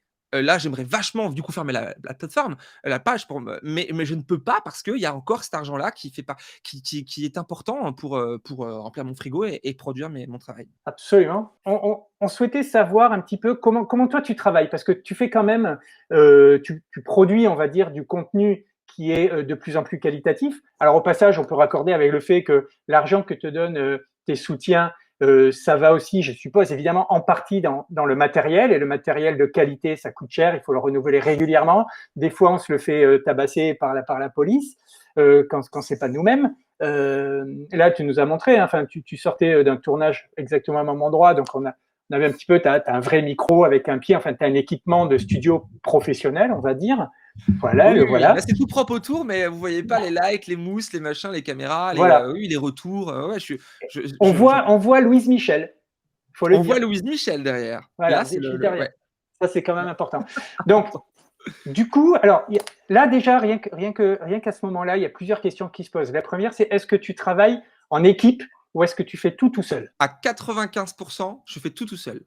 Alors que 95 pas de mon contenu que tu vas voir sur ma chaîne, à part les gros projets, genre quand je suis allé sur le bateau de Sea Shepherd, quand j'ai fait le programme là sur l'histoire d'EDF, etc., où là j'avais un cadreur, un mec, un motion designer pour faire les effets spéciaux, tout ça, parce que je sais pas faire ça. À part ces quelques exemples-là, tout le reste, je fais tout seul. C'est-à-dire que de l'écriture jusqu'à la post-production, en passant par toutes les étapes au milieu, ouais. Même quand je sais pas si tu connais le programme Les 5 choses à te dire que je fais plus depuis un moment, mais où je fais de l'acting aussi, où je campe un personnage féminin qui est à l'opposé, Oui, qui est une bourgeoise, et cetera. Et ben même ça, j'ai dû apprendre à me maquiller, à faire, parce que c'est quand même du boulot, hein, je t'assure, de ah planter oui, le décor et de mettre la perruque au bien bon sûr. moment. Et ben voilà, tout ça, tout seul. Je suis assez content d'avoir appris tellement de trucs durant ces années-là, donc je le dis. Et Alors, encore il y en a, autodidacte. Ouais, encore une fois, tu vois? voilà, Ouais, c'est bien. c'est ce que j'allais dire. Alors, on parlait autodidacte, c'est important parce que euh, ce sont des métiers qui sont de plus en plus techniques, de plus en plus difficiles et qui sont de plus en plus pointus, qui sont de plus en plus spécialisés, comme on pouvait avoir les ouvriers spécialisés. Hein. Maintenant, sur un même logiciel de montage, on peut avoir 5 ou 6 personnes qui interviennent sur des choses très différentes. Hein. Le monteur image, on peut avoir le monteur son, on peut avoir le sonorisateur, on L'orientation. peut avoir le réalisateur, bien sûr, on peut avoir la personne qui va faire la correction colorimétrique. Tu l'as dit, on a tous les graphistes qui vont faire l'habillage, etc. Pour arriver à enfiler la casquette de tous ces métiers, il faut quand même avoir une sacrée motivation. On peut imaginer que cette motivation, tu la puises dans le militantisme et dans toutes ces milliers de choses que tu as à dire. Ouais, faire je sais pas, il y a je sais pas comment expliquer ça ou le justifier, je ne sais pas trop, mais je pense qu'il y a une forme de folie aussi, hein, je dois l'avouer. Franchement, parce qu'il y a effectivement de la motivation, mais ça a des limites aussi, bah, des fois, tu as envie de faire un truc, c'est pour ça que tu parlais de matériel tout à l'heure, mais en Oui. fait, je sais plus qui est-ce qui dit ça, il y a quelqu'un de très juste qui dit: «La meilleure caméra, c'est celle que tu as». Je Mm. sais plus qui est-ce qui a dit ça, mais c'est très juste. C'est pas ça qui fait que ça va être bien ou pas, ça va être ce que tu as. Et quand tu pas grand-chose, ou que ce soit en termes de matériel ou en termes de compétences au premier abord, et que tu as envie d'atteindre, genre, tu as envie de faire un live sur YouTube par exemple, et ben tu vas regarder des tutos sur YouTube parce que des gens ont fait ça. Tu vas regarder des trucs, tu vas aller pianoter et tu vas atteindre ce truc-là avec un peu de travail et de folie, parce que des fois, comme je disais, il y a un peu des deux, parce que pourquoi faire ça, pourquoi faire un live sur YouTube? Tu te dis pourquoi? Et du coup, ouais, la motivation vient de là. Et puis aussi, après, quand tu as toute la dimension politique et que tu vois que ça a un impact plus ou moins, et cetera, tu te dis: «Ouais, il faut faire quelque chose». Et là, et puis des fois, tu as un truc qui te dépasse, en fait, qui te dit: «Là, mais vraiment, genre, ça me fait réagir, j'ai envie de réagir, quoi, j'ai envie de réagir». Et puis les retours des gens et tout ça, et puis du coup, ça fait le truc. Voilà, la motivation, elle vient comme ça. Mm. Thierry Titi nous demande, tu l'as déjà dit, mais peut-être qu'il n'était pas encore arrivé, que Cemil, c'est un prénom d'origine turque. Exactement. Mon père étant turc, Haydar, il s'appelle, et ma mère Fabienne. Pour le coup, c'est bien local. Tu vois? Et ben moi, je m'appelle Djemil, mais ça s'écrit Semil. Voilà. C'est des prénoms, en fait, c'est un prénom qui est d'origine arabe, donc mais qui s'écrit à la turque, voilà. Et puis mon nom, c'est la même chose, tu vois? Avec toutes les significations, et cetera. C'est bien. Alors que durant une petite histoire, hein, mais durant toute mon enfance, victime pas mal de racisme, et puis systémique, hein, dans la société française, c'est un sujet qu'on n'abordera pas ce soir, mais en gros, quand même, heu, j'aurais voulu m'appeler Sébastien ou Nicolas. Je connaissais pas encore Sarkozy, hein, mais je vous assure, pendant très longtemps. Et aujourd'hui, je suis très fier de m'appeler Djemil. Ça a du sens, ça a une signification, c'est quelque chose, bien une histoire, alors que ça aurait été bête, en fait, de s'appeler, pour s'effacer, en fait, et vivre correctement, Nicolas ou Sébastien. Tout à fait. Sois fier, camarade. Peut-on lire à ta destination dans le Ah, bah chat. tiens, dans le chat. Uf. Serge, Oui, alors comme on vient de le dire, donc tu es décidément un autodidacte qui t'est formé sur les techniques de vidéo, mais quand on regarde ta chaîne YouTube ou maintenant aussi ton travail sur le média, on voit que tu t'es également formé et diversifié sur différents styles de travaux de vidéo et de journalisme même, puisque ça va du sketch. Si on prend tes toutes premières vidéos où tu parles du permis de conduire, enfin, c'est vieux, ouais. Voilà, on a une forme de sketch très, très drôle qui n'a pas un contenu particulièrement politique d'ailleurs. Enfin, c'est plus un jeu d'acteur ou de scénette mise en C'est du scène. sketch. Ouais. Voilà, oui. Et puis, tu es passé aussi à l'éditorial politique où tu décryptes l'actualité, où tu fais de la critique de médias. Donc, ça fait quand même appel aussi encore à d'autres compétences. Et puis, tu as fait aussi des reportages sur le terrain dans les manifs. Donc là, c'est encore aussi un autre aspect. Et puis, tu as fait des choses aussi plus approfondies, plus fouillées, avec un vrai travail de documentariste presque. Je pense à ce que tu as fait sur les immeubles en terre, en terre et paille, là où vraiment c'est très construit. Il y a un propos, il y a des interviews, il y a tout un travail de montage qui va avec. Enfin, voilà, quand on regarde ta chaîne, on voit que c'est extrêmement diversifié ton travail. Et donc tout ça, à nouveau, en autodidacte. Oui, c'est vrai. Et, et à chaque fois, c'était une nouvelle aventure, quoi. Et puis tout à l'heure, tu me poses la question sur qu'est-ce qui influence le travail, etc. Mais tu vois, forcément, de regarder des programmes à la télé, tu recopies un petit peu, enfin, tu recopies, je sais pas si c'est le terme, mais tu t'inspires un petit peu de comment on fait bouger une caméra, comment on va faire telle transition, et puis du coup, après, tu cliques sur des trucs et tu vois que tu peux toi-même en inventer. Et enfin, il y a quelque chose qui se crée. Et puis aussi, c'est la curiosité d'aller s'essayer à d'autres trucs. Tu vois, j'adore faire des reportages, quoi, hein, comme le Waterpie, comme Sea Shepherd, etc., qui demandent un travail, mais qui en fait doit être fait par des équipes. Je reviens à la folie, hein, je vous assure, c'est pas pour faire genre plaignez-moi, mais c'est des choses que je suis pas censé faire. T'es pas censé faire ça tout seul. Enfin, c'est juste le reportage sur Sea Shepherd, qui malheureusement, mon ego en prend un coup, n'a pas été vu du tout, très peu. Même j'ai eu un commentaire du média qui m'a dit c'était cool, merci. D'ailleurs, je sais pas qui a mis le commentaire, mais ça m'a demandé des semaines et des mois de travail. Et quand je bosse, moi, je suis en slip devant l'ordinateur, j'oublie de boire et de manger et de me doucher, parce que c'est tellement prenant. T'as envie de faire un truc qui doit pas décevoir, qui a envie aussi de pas te décevoir toi. Mais c'est un vrai travail, et on pourrait aussi parler de l'ubérisation de tout ça, parce qu'en fait, quand tu en viens, et c'est pas que moi, dans des chaînes de télé, parfois des gros médias, des journalistes vont tout faire aussi, vont monter, vont écrire, vont réaliser, alors qu'avant, il y avait le monteur, il y avait le réalisateur, il y avait le journaliste qui faisait que son travail de journaliste. Tu vois, il y a plein de sujets hein, qui sont soulevés, qui sont politiques. Hein. Et bon, moi, ma condition m'a poussé à tout faire. Et c'est pas très, c'est pas sérieux, mais c'est hyper formateur, parce que du coup, j'ai vraiment appris à monter. Je kiffe ça maintenant et je sais monter. Je pourrais être monteur, tu vois, et être payé être monteur. C'est pas du tout mon truc, mais voilà, pourquoi pas. Et puis aussi à interviewer des gens. C'est pas si simple, hein, tu sautes pas sur quelqu'un avec ton micro. Tu vois, il y a le relationnel, il y a des tas de trucs comme ça que tu dois faire, que ce soit en manif ou pas. J'ai récemment fait un reportage là, avec des gens dans la rue, j'avais jamais fait ça avant, où tu vas vraiment aborder des gens qui font leurs courses, tu vois, qui font leur vie. Enfin, et après, du coup, quand tu reviens, je finis là-dessus, parce que je parle pendant 3 plombs, mais tu reviens chez toi avec tes gigas de données, des heures d'images, et là commence le travail de journaliste. Parce que tu peux dire et faire dire n'importe quoi. Tu peux très bien déformer les propos de la personne que tu as interviewée. Tu peux très bien évincer un truc qui t'a pas plu, que tu voulais. Tu vois, il y a plein de trucs, et j'en ai pris conscience durant mon travail. Et du coup, c'est comme ça que je me suis formé en tant que journaliste, parce que tu dois essayer. T'es jamais neutre, t'es jamais objectif. Un journaliste qui est objectif, faut pas l'écouter. Il te dit des conneries, il est pas objectif.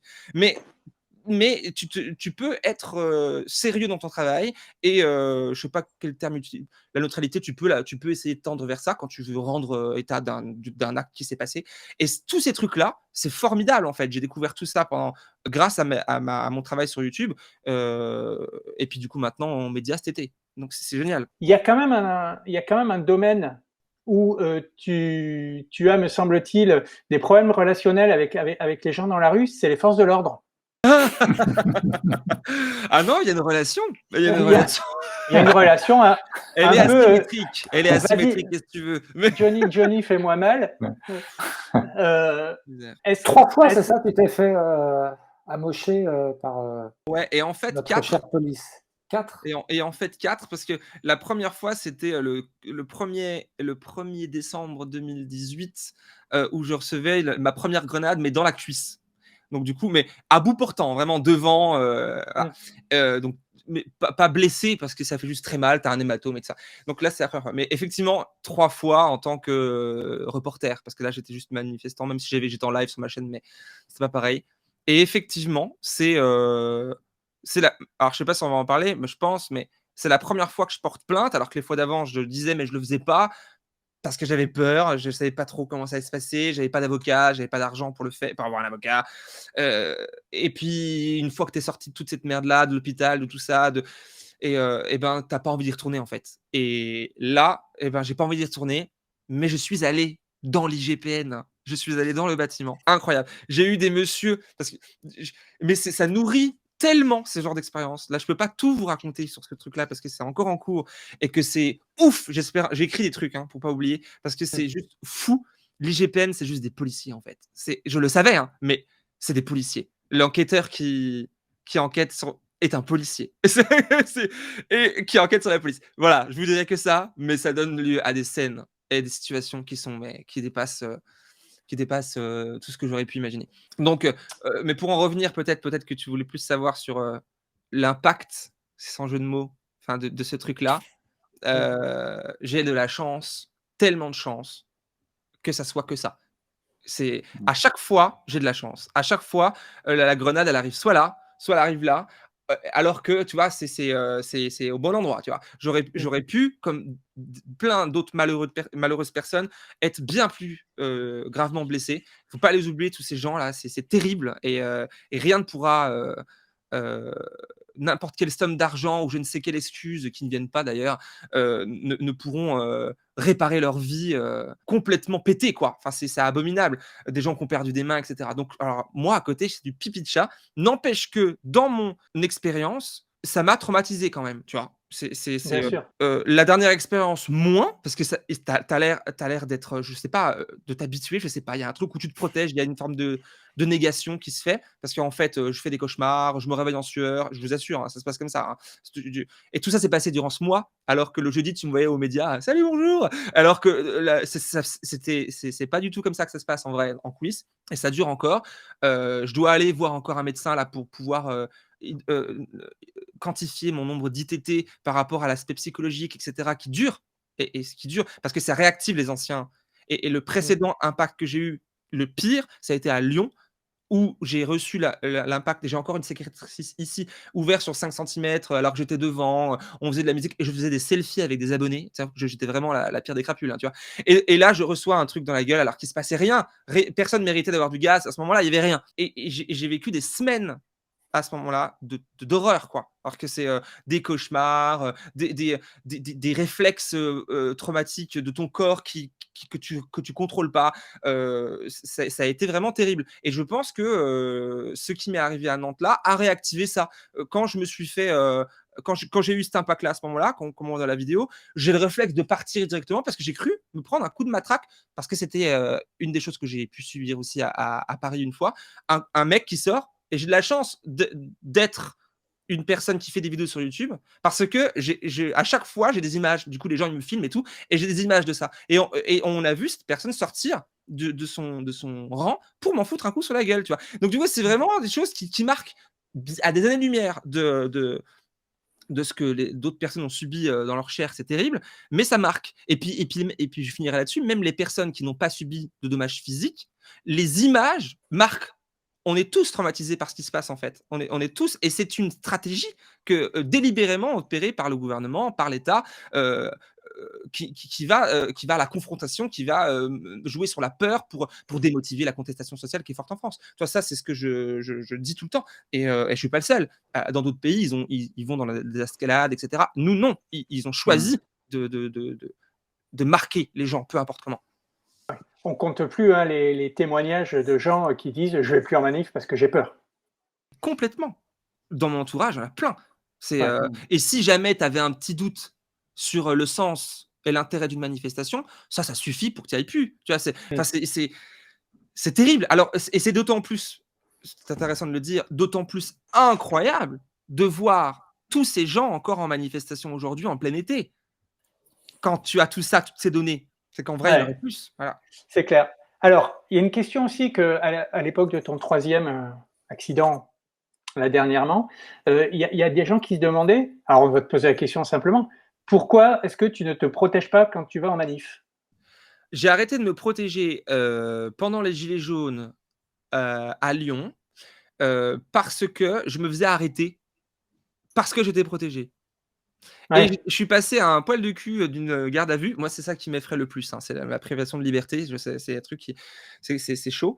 Heu, Parce que je portais c'est à l'époque où les masques étaient, au contraire, interdits. Maintenant, c'est oui, obligatoire. Tu vois? Un simple bout de tissu dans ta poche qui n'est pas un masque, hein, suffisait, à te faire embarquer, ou une fiole de sérum Fi et cetera. Et comme moi, je faisais des vidéos à ce moment-là qui fonctionnaient fort autour des gilets jaunes, des reportages qui étaient vus du coup par des dizaines de milliers de personnes, parfois plus, et donc parfois des policiers. Une fois, il y a un policier qui me montre du doigt, on le voit dans un de mes reportages en disant: «Ah tiens, c'est le monsieur de», et puis il se tait quand il voit ma caméra. Tu vois? Donc du coup, je me protège. Je me dis: «Je vais pas me protéger physiquement parce que je sais, et j'en ai fait l'expérience, que ça va qu'ils vont pouvoir, m'arrêter et me tenir 4 heures, parce que c'est la loi, ils peuvent me retenir 4 heures ouais. pour vérifier mon identité, voilà, alors que l'objectif, c'est de m'empêcher de manifester. J'ai subi ça une fois, j'ai plus voulu subir, donc j'ai arrêté. Puis après, d'autres fois, j'ai repris des trucs, mais parce que c'était chaud, et du coup, je me faisais contrôler encore une nouvelle fois. Ils me volaient mes affaires, qui me rendaient pas, etc. Donc à un moment donné, je me dis: allez, vas-y, moi je suis juste un mec normal.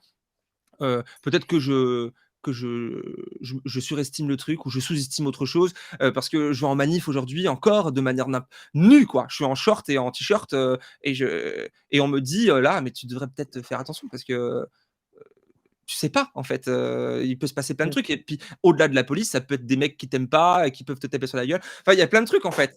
Mais pour l'instant, quand je vais en manif, c'est super cool.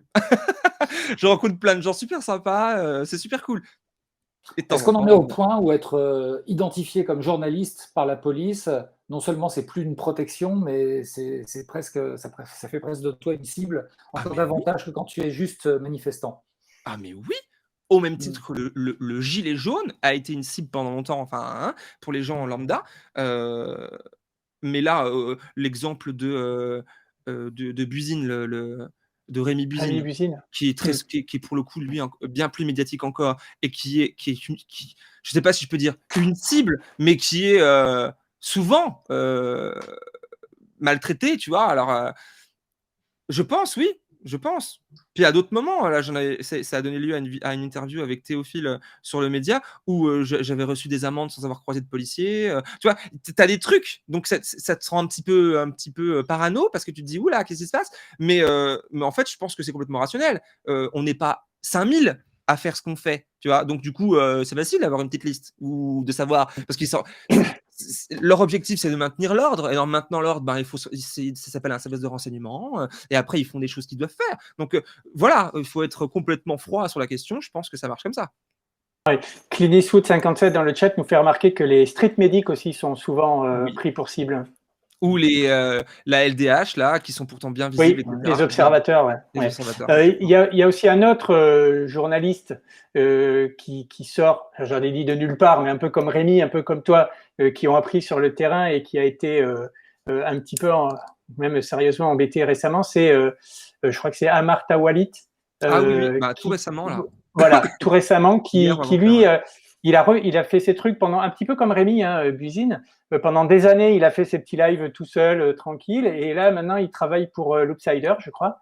Et bah, ça n'a pas manqué. Hein, dès qu'il commence à avoir un peu plus de visibilité que ce qu'il avait, bah, il a été pris pour cible lui aussi. Voilà, Donc, En c'est quand revanche, même malheureux. les fachos qui manifestent, y compris qui s'insèrent dans les manifestations actuelles, sont pas du tout inquiétés, eux, par la police. C'est Les, assez les incroyable. cortèges de Philippot, par exemple, je crois qu'ils ont aucun problème. Non, le cortège de Florent Philippot, il n'y a pas de policiers, hein. Mais j'ai un exemple à te donner là-dessus. à vous donner là-dessus, c'est un jour, sans le vouloir, j'atterris dans une manif pour tous. Tu sais, la manif pour tous. Des trucs, en parlant de facho. Voilà. Et donc, je crois que j'allais voir des amis, voir des coups, etc. C'était au centre de Paris, et à Place Palais Royal, Opéra, etc. Là où nous ne pouvons plus mettre un pied un samedi, hein, à part si tu vas faire du commerce, du shopping et du tourisme. Si tu es plus de 4 et puis que tu as une tête pas locale, tu te fais arrêter par la police. Il y a vraiment ça. À Paris, il faut savoir qu'il y a des chasses à l'homme au faciès, hein, au-delà du racisme, etc. Il y a vraiment, j'ai même vécu 2 fois sur la place de la République des dizaines et des dizaines de policiers aller arrêter des gens parce que toi, t'es un manifestant, toi. T'es pas d'ici, toi. T'es pas le bobo qui vit là, t'es pas le parisien. C'est terrible. Donc, tu développes des choses. Hein. J'ai pu passer des barrages policiers en mettant la bonne chemise, les bonnes lunettes. J'ai fait ces expériences-là. Mettre tout ça pour en revenir à l'expérience que je voulais vous raconter de cette manif pour tous qui avait lieu ici sans aucune présence des forces de l'ordre. Et c'était dans les rues autour pour leur sécurité. Ils faisaient vraiment leur boulot. Ils assuraient la sécurité du cortège et pas du tout l'insécurité comme ils le font dans nos manifestations à nous. Ils avaient pléthore de matériel. Parce que je ne sais pas si vous voyez comment ça se situe. Hein. Tu as Opéra au fond, et puis tu as Palais Royal là, tu as une grande avenue, je ne sais plus comment c'est, l'avenue de l'Opéra sans doute. Rue de l'Opéra, je crois. Rue de l'Opéra, voilà. Et tu avais une scène avec des. Mais genre, Madonna arrivait sur scène, quoi, avec des micros, des écrans géants. Et tu avais des gens qui faisaient huer des élus PS, comme s'ils étaient l'extrême gauche, d'ailleurs. C'était très drôle. Et des gens là, enfin, incroyable. Et tu vois, ça, l'Allemand a dit oui, vous pouvez manifester là. Et vous pouvez être 100 000. Vous pouvez. Et puis, ils ont envoyé la police pour assurer. Et j'ai pu entendre, voir des policiers, mais limite en chemisette et en roller, tranquillou, en train de dire « Oui, c'est par ici, pas de souci, bonne journée, bonne manifestation, machin. » Alors que nous, enfin, c'est incroyable. C'est incroyable. On peut le voir dans un de mes derniers reportages au mois de décembre, la police domine Paris. Le reportage s'appelle comme ça, si vous voulez voir. Où on a été chargé plus de 30 fois sur l'avenue Sébastopol. Plus de 30 fois et maltraité et du coup, et ainsi créer des images médiatiques, criminalisées, etc. Et blessé. 150 personnes avaient été arrêtées de manière arbitraire. Enfin, c'était absolument dingue. Où on se rend compte d'ailleurs, pour ceux qui connaissent Paris, que la manif pour tous, qui est issue plutôt des strates bourgeoises de la société, manifeste dans ces quartiers chics, hein, au passage, alors que tu viens de parler du boulevard Sébastopol, c'est beaucoup plus populaire, on va dire, même si c'est pas les quartiers les plus, entre guillemets, malfamés de Paris, on n'est quand même pas dans les mêmes milieux. Hein, donc, non, c'est sûr. Même si là, quand on manifeste à Sébastopol, donc on commencerait de Châtelet, c'est pour aller vers les quartiers populaires. Hein. On finit à République, même si c'est plus populaire République. Hein. On finit place de Clichy, qui est d'ailleurs plus populaire non plus, mais bon, plus que dans le triangle d'or des Champs, etc. Nous, on peut plus. Et on ferait référence à la carte d'Acrimed du monde diplomatique. Le triangle du pouvoir. Ouais, tout à fait. Alors, peut-être qu'on pourrait élargir la discussion sur ton engagement, parce que on voit que tu fais des vidéos avec des sujets très variés. Le bois terre-paille, on pourrait te demander ce que ça vient faire. On pourrait, hein. Alors que c'est complètement logique. Alors voilà, alors c'est complètement logique, mais on a l'impression que tu as un engagement total, on va dire, de par ton expérience, de par tes intérêts aussi. Est-ce que tu te revendiques comme étant anticapitaliste? Déjà, ça c'est je pense qu'il n'y a pas de mystère là-dessus. Est-ce que les notions d'intersectionnalité qui sont très débattues, tu peux la faire tienne? Et aussi, moi, je voulais élargir ce domaine des luttes jusqu'aux animaux et au véganisme ou à l'antispécisme, puisque alors je ne sais pas où tu en es, mais tu as fait quand même ce reportage avec Sea Shepherd où eux, ils sont véganes revendiqués, avec Julien qui lui est végane, antispéciste, comme il dit, revendiqué. Est-ce que pour toi, alors sans vraiment se focaliser sur le domaine des autres animaux, on va dire, mais est-ce que pour toi ça fait partie prenante d'un engagement un peu total, on va dire? Total. Je ne sais pas, je pense pas. Il y a toujours la sphère de considération, on peut toujours l'agrandir. Par contre, pour moi, c'est complètement logique. C'est-à-dire que ce qui semble me toucher, maintenant que j'ai 34 ans, j'arrive mieux à analyser ce que je ressens, mais au départ, c'est la justice sociale. C'est vraiment Alors après, ça veut dire quoi tout ça, hein? C'est des mots, hein. La justice pour Bernard Arnault, c'est pas la même que pour moi. Mais bon, tu vois l'idée. Et du coup, le bois terre-paille, ben, en allant dans cette direction, quand j'ai creusé ce sujet, qu'on m'a proposé de l'aborder, ben, je me suis rendu compte qu'en fait, c'était une révolution éco-socialiste incroyable pour faire très très court, le centre-ville de Lyon et de plein de villes en France sont faits, les bâtiments, ils font 50 mètres et ils sont en bois et en terre et en paille. Il n'y a pas de béton, il y a des pierres, et c'est de la terre. Et dedans, il fait frais de manière gratuite, le côté social, tu vois. Et du coup, sans énergie, hop, écologie. Donc tu vois, ça a du sens. On pourrait dire, c'est quoi ce truc-là, tu faire des cabanes? Eh ben non, ça a du sens. Et à l'inverse aussi, à l'opposé, non, complémentairement parlant, ben, l'antispécisme, c'est quoi? C'est considérer que les animaux, les autres animaux, parce que nous en sommes des animaux, les animaux non humains qui partagent et la planète avec nous et qui forment un écosystème duquel nous sommes dépendants, hein, eh ben, ressentent, c'est faire un constat, c'est pas juste le penser ou le croire, ressentent des émotions et des sentiments.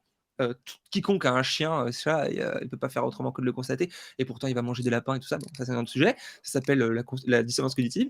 Et ben du coup, de fait, ça s'est imposé à moi d'augmenter ma sphère de considération à ces êtres sentients. Et du coup, ça aussi, c'est politique. Parce que, ben, en parlant de végétarisme, parce que je ne suis pas végane, je mange du fromage, je fais partie, j'ai aussi des dissonances cognitives aussi. C'est pour ça que je dis total, non, pas total. Personne n'est jamais parfait. Et du coup, qu'est-ce que je voulais dire? Ouais, ça touche à la justice sociale, parce que les humains qui bossent dans les abattoirs, ben, c'est terrible. Pour eux, c'est terrible. Les gens comment dire, comment je pourrais dire ça, bah, la pollution, parce qu'on sait que la consommation carnée est une des premières causes de pollution. Je crois que c'est 14% des gaz à effet de serre. Et qui va subir cette pollution avant tout le monde? Eh ben, les pauvres, encore une fois. Donc le côté social, il y a tout qui est lié. Et ça, ben, je ne peux pas occulter. Et puis je finirai là-dessus. Une fois que tu sais quelque chose, tu peux pas désapprendre la chose. Tu vois, une fois que j'ai vu les images des abattoirs, une fois que j'ai merci le 214, une fois que j'ai appris ça, je pouvais pas faire semblant de pas savoir et continuer à vivre comme avant. Tu vois, voilà. Et du coup, je suis devenu antispéciste parce que je peux pas. Voilà. Et puis voilà, on progresse comme ça. Serge. Oui, alors du coup, trop long. Non, pas du tout.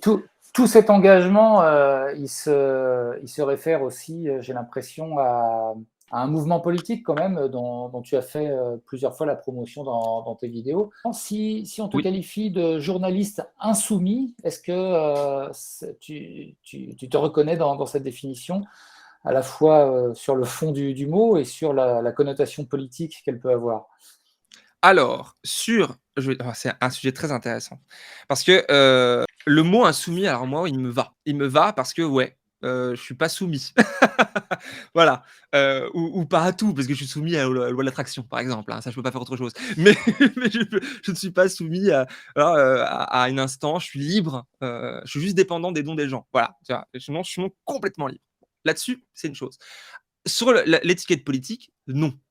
Parce que je ne suis pas du tout lié à la France insoumise. Alors, je ne le suis plus du tout, je dis précisément, pas parce que j'ai quitté le truc, ils m'ont déçu, machin. Non, on pourrait critiquer la France insoumise, on peut d'ailleurs, il faut. Mais j'ai été candidat pour eux en 2017, pour eux. Ma formule n'est pas bonne, pour défendre le programme L'Avenir en commun, que je défends d'ailleurs toujours aujourd'hui, parce que je trouve que de manière libre et indépendante, je le pense, dans ma région, où j'étais en Haute-Savoie, près de Genève. Et du coup, avec une expérience folle qui pourrait justifier toute une série de vidéos. J'ai jamais fait, mais tellement il y a de trucs à raconter, des choses dingues, horribles, des mauvaises expériences, et à la fois des choses incroyables. J'ai rencontré des camarades qui sont amis aujourd'hui encore depuis 5 ans. Mais je ne suis pas lié. On m'a proposé d'ailleurs à l'époque. Le mouvement m'a proposé d'être un peu le youtubeur du parti, en fait. Et j'ai refusé. Parce que non. Parce que ce qui m'importe, et je vous le dis comme je le ressens, c'est la politique. Dans le sens noble du terme. Ce qui m'importe, c'est pas, même si j'ai un ego à nourrir, comme toi, tu en as sans doute un, tu vois? Même si, j'ai, mon corps aussi à nourrir avec mon travail et l'argent que je gagne, ce qui m'importe le plus, c'est la politique. C'est-à-dire servir une idéologie qui me semble bonne pour l'homme et la nature, c'est ça. Donc du coup, comment? C'est pas en me mettant une étiquette, Mélenchon ou je ne sais quoi, que je vais le faire. Enfin ça, c'est ma stratégie. C'est en étant moi, parce que je peux pas être autre chose et c'est tout.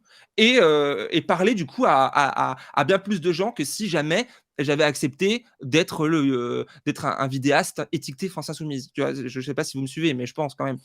Voilà. Et donc voilà pourquoi je préfère être Djemil, point, c'est tout, même aux médias d'ailleurs. On Ah, va c'est en venir. intéressant. Ouais. Voilà. Donc, du coup, si on peut faire le lien avec ton travail pour le média, euh, comment tu en es arrivé là? Est-ce que déjà tu connaissais le média? Est-ce que tu le suivais? Est-ce que tu étais socio ou est-ce que tu l'es? Euh, Ouais, je l'ai été. quel est ton rapport aux médias? Est-ce que c'est un rapport de prestation, de partenariat ou de collaboration plus élargie? Voilà. Comment tu peux nous Bah là, présenter ça? c'est en train de changer. C'est-à-dire que c'est alors premièrement, première réponse, oui, je connais le média avant, je connaissais le média avant.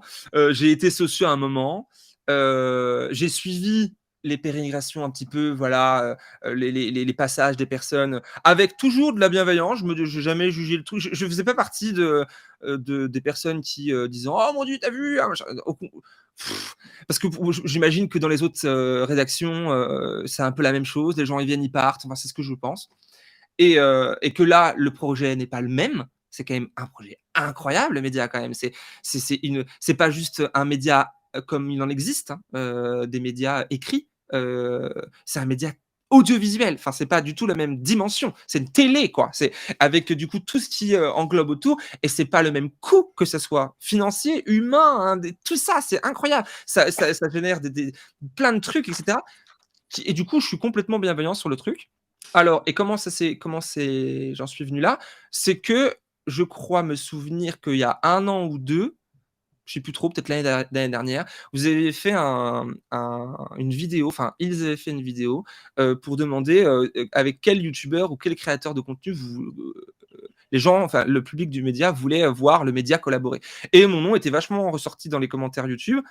Euh, du coup, quelques mois plus tard, tu as Théophile qui m'appelle pour me le faire savoir et me proposer éventuellement, pourquoi pas, est-ce qu'on peut discuter de machin. Donc ouais, les discussions ont commencé bientôt avant de finalement déboucher sur cet été-là, parce qu'il y a une opportunité là que j'ai saisie, et puis je regrette pas du tout, parce que franchement, ça a été hyper cool, et qui va sans doute se poursuivre à la rentrée, enfin à ma rentrée, parce que la rentrée là c'est maintenant, mais ma rentrée à moi c'est en octobre. Mais on ne sait pas encore comment. Alors, sans doute dans la matinale, mais comment, on ne sait pas. Et puis, peut-être avec d'autres programmes autour. Parce que le programme Djemil Hebdo a bien été accueilli par vous, les sociaux, et le public. Même ça m'a vachement surpris au départ. Franchement, et après, tu t'habitues. Tu dis, ah, super, faut qu'on fasse 150 000 encore cette semaine, hein, parce que en dessous, c'est pas bien. Tu t'habitues très vite. Hein. Et donc voilà, moi je ne sais pas si c'est ça que tu voulais entendre comme réponse, mais j'ai vachement kiffé ça. Si, je voulais un scoop, bien sûr. Voilà, il n'y a pas de scoop parce que j'ai rien signé encore, jusqu'à maintenant ça a été vraiment, j'ai pas de contrat avec le média en fait, pour être transparent. Je suis pas lié aux médias, je suis pas embauché par le média, pour être complètement clair. Et ils m'ont dit: «Tu veux faire des éditos? Parce qu'on aime beaucoup ce que tu fais et voilà, et aux médias, on t'aime bien». Je fais: «Ben, pourquoi pas? Mais est-ce que j'ai la carte blanche?» «Oui». «Eh ben, alors oui». Et du coup, je choisis mes sujets, j'écris tout seul. Et ils découvrent le texte pendant le tournage, et Théophile et d'autres journalistes découvrent la vidéo en même temps que vous sur YouTube quand c'est posté. Donc pour vous dire, la confiance et la liberté est totale, tu vois? Donc C'est toi qui montes aussi l'émission? non, j'ai monté 2 fois. D'accord. J'ai monté 2 épisodes. Non, c'était, du coup, c'est aussi une expérience, autre. J'ai jamais bossé avec des monteurs ou des monteuses. Là, j'ai bossé avec des gens différents quasiment à chaque fois. C'est une autre paire de manches et c'est, autre chose, tu vois? Et aussi le fait d'avoir le cadreur, le prompteur, le machin, ça c'est des trucs que je connaissais pas avant non plus et que j'ai appris. D'ailleurs, on le voit sur le premier épisode que le prompteur c'était pas mon ami. Et après, ça s'est mieux passé. Voilà. Ça veut dire que tes vidéos pour ta chaîne à toi, tu les fais sans prompteur, elles sont écrites quand même, elles sont pas, ou tu improvises parce qu'on a l'impression que c'est très fluide, il n'y a pas de, il y a pas d'arrêt, il n'y a pas de choses comme ça. Donc Tout est écrit. Tout est écrit, mais je le joue pour moi. Ouais, il y a très peu d'impro. C'est vraiment tout est prévu, quoi. Même dans les réactions, là, les dernières vidéos qui ont beaucoup marché là, sur ma chaîne cet été, où je suis devant mon ordinateur et je mets pause pendant que Darmanin, oui, il y a eu Darmanin sur France 2, il y a eu Castex sur TF1, etc. Et je réagis. Tout ça est écrit. Même les réactions, quand je ris, etc. En fait, c'est pas faux. C'est juste que vraiment, quand j'ai écrit le truc, parce que la première fois, je le fais pour de vrai, mais ça dure 3 heures, tant que je trouve des bonnes punchlines, le temps que je trouve à ce moment-là, ça m'a fait vraiment rire. Donc, je note rire et je le joue au moment-là parce que je sais le faire, parce que non pas que j'ai une formation de comédien, mais j'ai fait du théâtre, etc. Et du coup, je sais faire ça. Donc, je l'utilise comme n'importe qui, dans n'importe quel métier, utilise ses compétences pour servir son projet. Et bah, du coup, j'utilise ces compétences-là pour servir ça. Donc, c'est cool parce que ça permet à des gens qui ne suivent pas du tout la politique que dans ce format la réaction, qui est très connu sur YouTube, le format réaction, qui n'est ouais. je sais pas si tu connais, mais où tu as les youtubeurs qui réagissent à des trucs. Et ben du coup, là, tu as l'impression que c'est un type qui, en 20 minutes, il a regardé et il réagit. Et tu as des gens qui le disent dans les commentaires, qui, sans ça, n'auraient jamais écouté Castex ou Véran ou tout ça. Donc, tu vois, c'est des trucs. Voilà. Alors, ça me fait penser à ce que tu viens de dire, là, les vidéos réactions. C'est quelque chose qu'on trouve aussi beaucoup en live sur Twitch, les vidéos réactions, Oui. avec des fois des trucs assez improbables. Et ça me fait penser qu'on a vu passer bien plus tôt dans le chat une question sur ton éventuelle présence sur Twitch, justement. Alors, j'ai une Ouais. chaîne Twitch. J'en ai une. Mais j'ai streamé une fois, mais comme une grosse bouse. Je savais pas comment ça fonctionnait. Et je jouais à un jeu vidéo. Non, mais j'ai vraiment fait le truc, hein, parce que je joue à des jeux vidéo, enfin, à un jeu vidéo qui s'appelle City Skylines. Je sais pas si tu connais. Moi, je suis pas gamer. Hein, donc. SimCity, tu connais SimCity? C'est Ah vieux. oui, SimCity, oui. Voilà. Je suis fan de ce format de jeu vidéo, de City Builder, tu vois, où tu gères une ville, où tu construis tout, tu gères les impôts, les machins. T'es un peu le maire omniscient, là, qui est le dictateur, c'est limite. Et tu fais plein de trucs, c'est super. Et j'ai streamé, mais nul, ma caméra marchait même pas. Et on était 30, quoi, tu vois, dessus, à suivre, c'était ridicule. Et franchement, c'était enfin ridicule, rigolo, mais moi je me trouvais ridicule parce que je maîtrisais pas du tout l'outil. Donc c'est pas du tout prévu. Et les lives, je le fais sur ma chaîne YouTube. Ma chaîne YouTube, c'est vraiment le cœur de mon activité, de tout ce que je fais, et je me prive pas en termes de format. Tout à l'heure, tu l'as dit, peu importe, je le fais. Et ben là, je prends mon téléphone, parfois après une manifestation, je suis à l'hôtel ou quand je ne vis pas à Paris, par exemple, ou chez des amis, et je me fais un live. Et là, il y a tout, et les gens répondent présents. Donc, peu importe ce que je fais, il y a toujours un public qui va mordre un peu au truc. Donc, je préfère faire les lives sur YouTube. Voilà. Est-ce qu'on peut juste avoir une toute petite discussion franche et bienveillante sur la... Oui, Antoine, qu'est-ce qu'il y a? Non, c'est avec moi que tu veux avoir une discussion franche. Non, non, avec Jamil. Sur les manifs actuels dont tu as rendu compte justement dans tes éditos et puis dont tu as parlé dans tes émissions sur YouTube, tu as peut-être conscience que pour pas mal de militants de gauche, y compris qui ont participé au mouvement des Gilets jaunes, il y a un truc qui coince un peu en fait dans le mouvement actuel. Alors toi, tu as l'air à fond dedans. Est-ce que tu peux me dire si, par exemple, moi, je suis à fond pour la vaccination obligatoire parce que je suis convaincu que les vaccins sont sûrs et efficaces. Est-ce que je peux descendre dans la rue, dans les manifs actuels, pour réclamer des vaccins pour tous Il y a eu ça à Lyon, hein. Il y a eu à Lyon une manif pro-vaccin.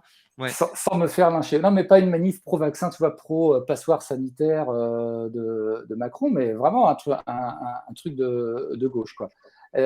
On a un petit souci, j'ai l'impression, avec ça. Alors, j'ai l'impression que sur les réseaux sociaux, c'est très, très difficile d'avoir des discussions parce que c'est des gens Apaisé. très passionnés. Ouais, ouais. Et voilà. Donc là, je profite du fait qu'on est en bonne compagnie, en bonne intelligence, en bonne entente.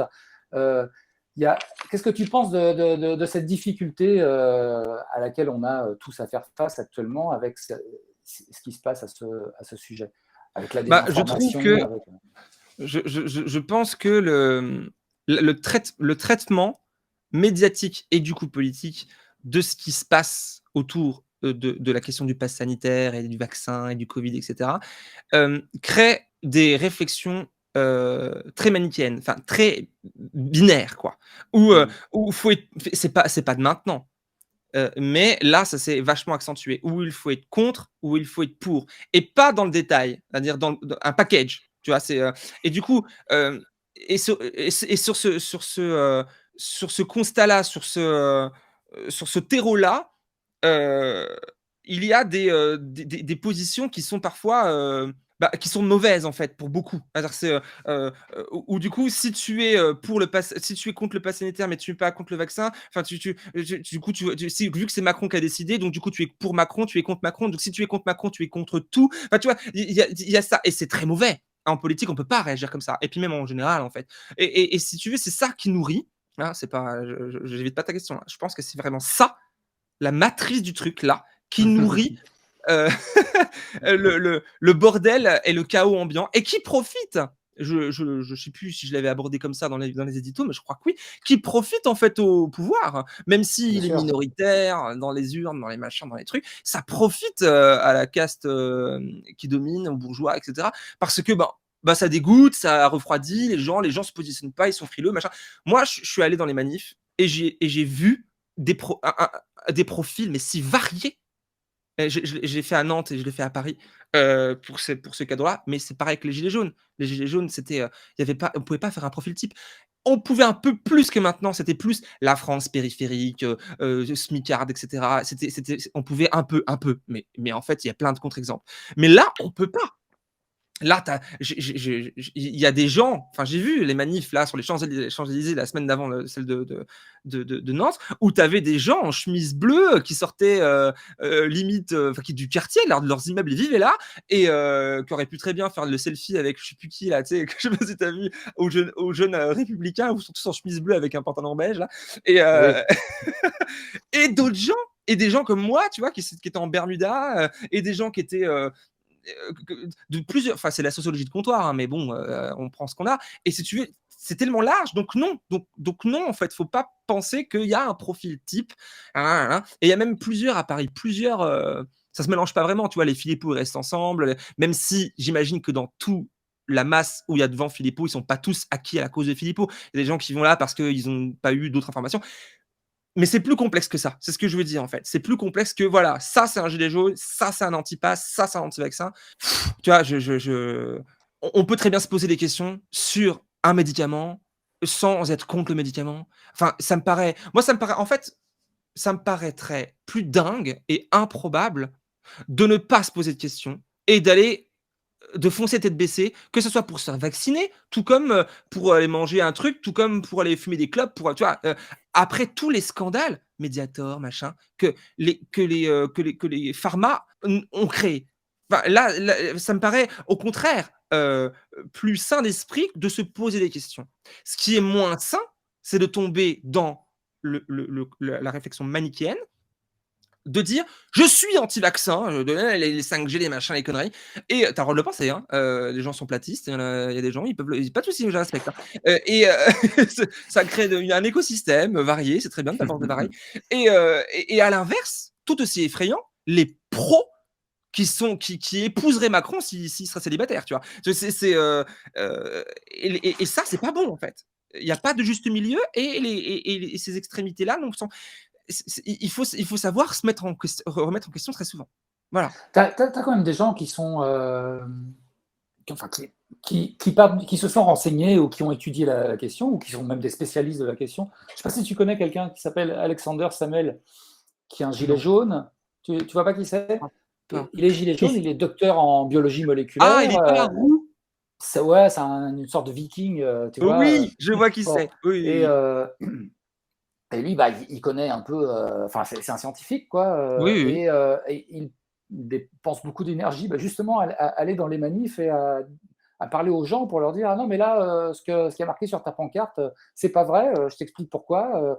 Non, non, les vaccins ne sont pas des thérapies géniques, non, non, les effets indésirables». Enfin, tu vois? Et il argumente, il a du biscuit là-dessus. Et lui, c'est pas quelqu'un qui est pour Macron, tu vois? Bah oui, bien sûr. Mais ce genre de voix, dans le contexte actuel, est très, très difficile à à être, entendu, en fait, parce que Mais c'est pas rentable. ouais, Encore une fois, on en reviendra à là, en fait, on pourrait parler des heures, mais c'est pas les médias, à part le média, et d'autres, hein, on pourrait citer d'autres, hein, mais les médias mainstream, on est dans un enfin, je vous apprends rien, on est dans un système capitaliste, ils vivent comme ça avec, enfin, il faut créer le clash, il faut créer le buzz, il faut qu'on clique, il faut qu'on vende. Tout le monde s'exprime tout le temps. Tout le monde est un média maintenant. Tu as un fil Twitter, tu as des gens, tu as un média. Enfin, je veux dire, il faut attirer l'attention dans ce brouhaha-là, et donc comment on attire l'attention? De manière très humaine. Il y a des études qui montrent, hein, que des choses, négatives, attire plus l'œil que des choses positives. Et c'est triste. C'est peut-être pour ça que la gauche, quand elle vient avec un programme, alors on va parler de répartition des richesses. Parlons de l'arabe qui me fait chier là, tu vois, c'est beaucoup plus clac clac, tu vois. Et c'est ça qui est terrible, c'est que on a un train de retard, mais c'est comme ça qu'on est fait, nous la gauche parce que eux ils se permettent tout, parce que eux ils misent sur la peur, et parce que eux ils ont pas de limites, et cetera.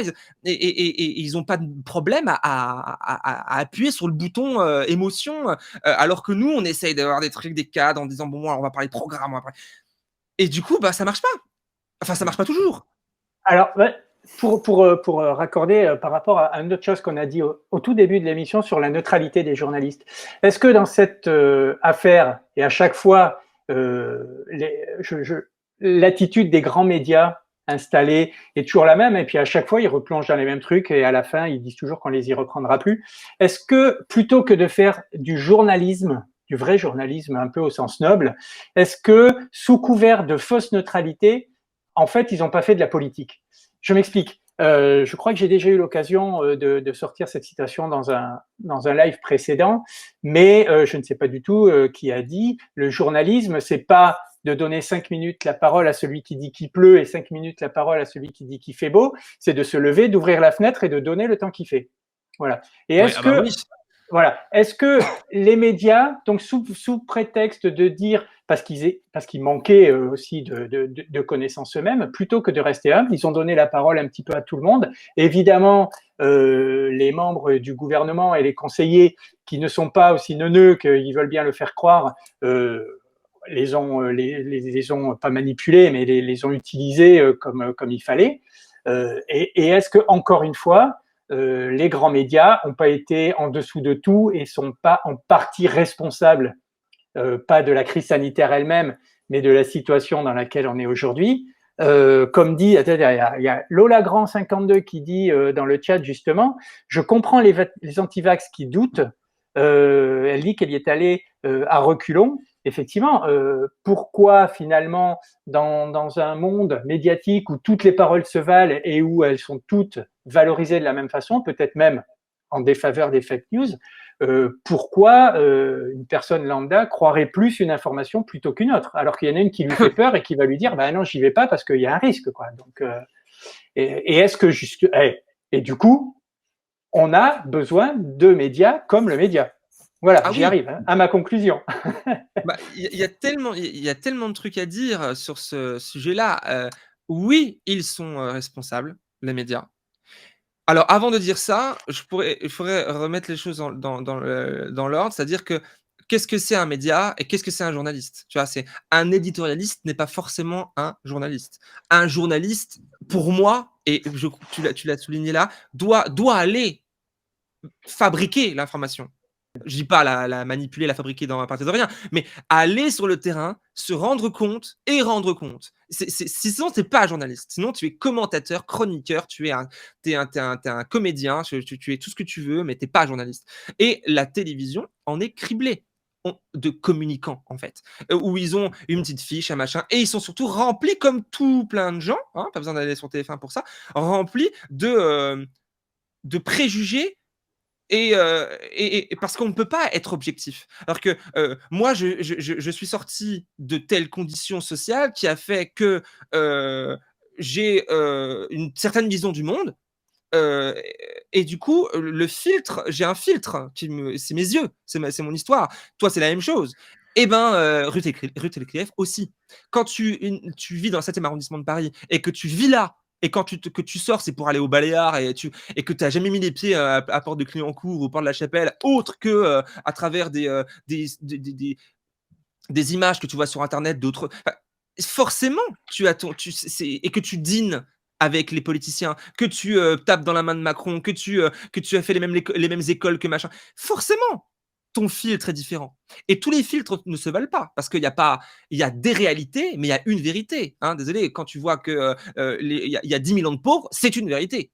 C'est une C'est le vérité. fameux Sonia Mabrouk, pourquoi est-ce que vous et moi, on n'est pas devenus dealeuses de Ah Marlène oui, Schiappa.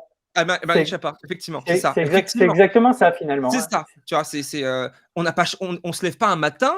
Ça, c'est l'histoire d'Elon Musk. Hein. Lui, il s'est levé un matin et puis il a décidé d'aller dans l'espace. Non, mais c'est fake. Alors, bien évidemment, le contraire aussi. On peut pas dire que nous sommes, qu'on n'a pas de pouvoir sur notre vie. On peut pas dire ça. Mais moi, ma position, c'est que une majeure partie de notre histoire individuelle est conditionnée par des tas de facteurs. Des tas de facteurs. Et qu'on a très peu de marge de prise, en fait, dessus. T'as beau vouloir à fond, c'est quand t'es une femme, par exemple, et que t'es dans le monde est hétéronormé, masculinisé, etc., et tout ce que tu veux. Quand t'es une femme, pardon pour le micro, tu dois te battre, on le sait, 10 fois plus pour atteindre le même objectif qu'un homme. Donc, tu vois, c'est un exemple. Mais tu vas prendre du coup. Après, tu pourras mettre tout. Et si tu es une femme noire, juive, lesbienne, tu cumules, tu vois. Donc, il y a plein de trucs. Et ça, c'est à droite, ça, ils occultent. Ça, il n'y a pas. C'est tu veux, tu peux. Ben, tu vois, ça, c'est une réalité. Leur réalité, mais ce n'est pas la vérité. C'est une réalité qui sont dans leur logiciel et qui vient conforter leur croyance que tout ce qu'ils ont, ils l'ont mérité parce qu'ils ont travaillé. Donc, ça leur profite, tu vois. Mais ce n'est pas vrai. Et c'est pour ça que tout ce qu'on dit, ça se vaut pas. Une autre citation issue d'un sketch de Coluche, donc peut-être que de moins en moins connu, c'est on est tous égaux, il y en a qui seront noirs, il y en a qui seront juifs, il y en a qui seront handicapés, et ils seront tous égaux, mais il y en a qui seront, il y en a pour qui seront plus égaux que d'autres, ou il y en a pour qui ça sera plus difficile. Ça sera plus dur. Il y en a pour qui ça sera plus difficile. Voilà, c'est ça. Et ben ouais. Ouais, c'est ça. Il y en a, et pour eux, il y en a qui cumuleront et pour eux, ça sera très dur. C'était ça la phrase. Merci, Thierry Titi. Alors, ta présence sur les réseaux, alors on connaît évidemment le Navire Amiral qui est ta chaîne YouTube. Tu as parlé de ton site cmil.fr. Tu es aussi sur Twitter et puis aussi sur Instagram. Dans la logique, tu diffuses aussi tes vidéos sur une instance Framatube. Mais ouais. Je ne sais pas si tu le fais encore, vu que le certificat, à mon avis, a expiré et qu'il n'y a pas de, on peut plus y aller. Ça a sauté et j'ai pas pu remettre. Ouais. Voilà. Et alors, je ne sais pas s'il est actif. Tu as un serveur Discord aussi. Oui, il est actif. Il est actif. J'y suis pas allé. Ouais. J'y vais peu. Il y a des gens qui y vont. Ils sont pas mal à être inscrits, mais j'utilise peu. Mais c'est vrai que c'est très compliqué d'être présent sur plein de trucs. D'autant plus quand tu bosses pas en équipe, tu vois. Moi, je suis tout seul, quasiment. Et du coup, je peux pas. J'ai même dû couper YouTube. Pardon. Je suis con. Non, couper Facebook. Peut-être qu'un jour, YouTube, de toute façon, YouTube, ça va couper à un moment donné. Hein. Et parce que c'était pas possible. Tu vois, de gérer les messages, les machins. Mais Twitter, alors, je suis très Twitter. Ouais. Et ben, comme on dit traditionnellement, on va pas perdre les bonnes habitudes de l'année dernière. Et il est l'heure de remercier Cory. Hein, et quand on remercie Cory, c'est que l'émission touche à sa fin. On remercie évidemment Michel. Donc, vous pouvez suivre le média sur tous les réseaux sociaux. Vous pouvez devenir sociaux à partir de 5 € par mois. Vous participez grandement à la vie du média. Vous devenez sociétaire de la société coopérative Le Média. Donc, vous participez à la vie du média, notamment en votant aux assemblées générales. Donc, c'est très, très important. Le média, il vit 100% de l'argent des sociaux. Donc, il y a rien d'autre. Hein, même pas de l'argent de certains millionnaires. Vraiment, c'est que des petits dons. Donc, c'est très, très, très important, plus que jamais. Vous le savez aussi, si vous voulez participer, vous pouvez soutenir la contre-matinale du média, qui va être un programme journalier qui aura lieu du lundi au vendredi, avec peut-être Jamie, oui, comme il nous l'a indiqué. Le média, et nous aussi en tant que sociaux, on a vraiment besoin d'être plus nombreux pour soutenir cette information indispensable qui dérange, on l'a vu, et c'est bien pour ça qu'elle est indispensable. Voilà, vous pouvez retrouver également les sociaux engagés sur Twitter, sur Facebook, sur YouTube, où le zapping des émissions du média de la semaine précédente sort tous les lundis à midi. On est aussi sur Instagram, on est aussi sur Mastodon, même s'il n'y a pas beaucoup de monde, c'est important d'y être. N'oubliez pas de devenir socio-sociétaire.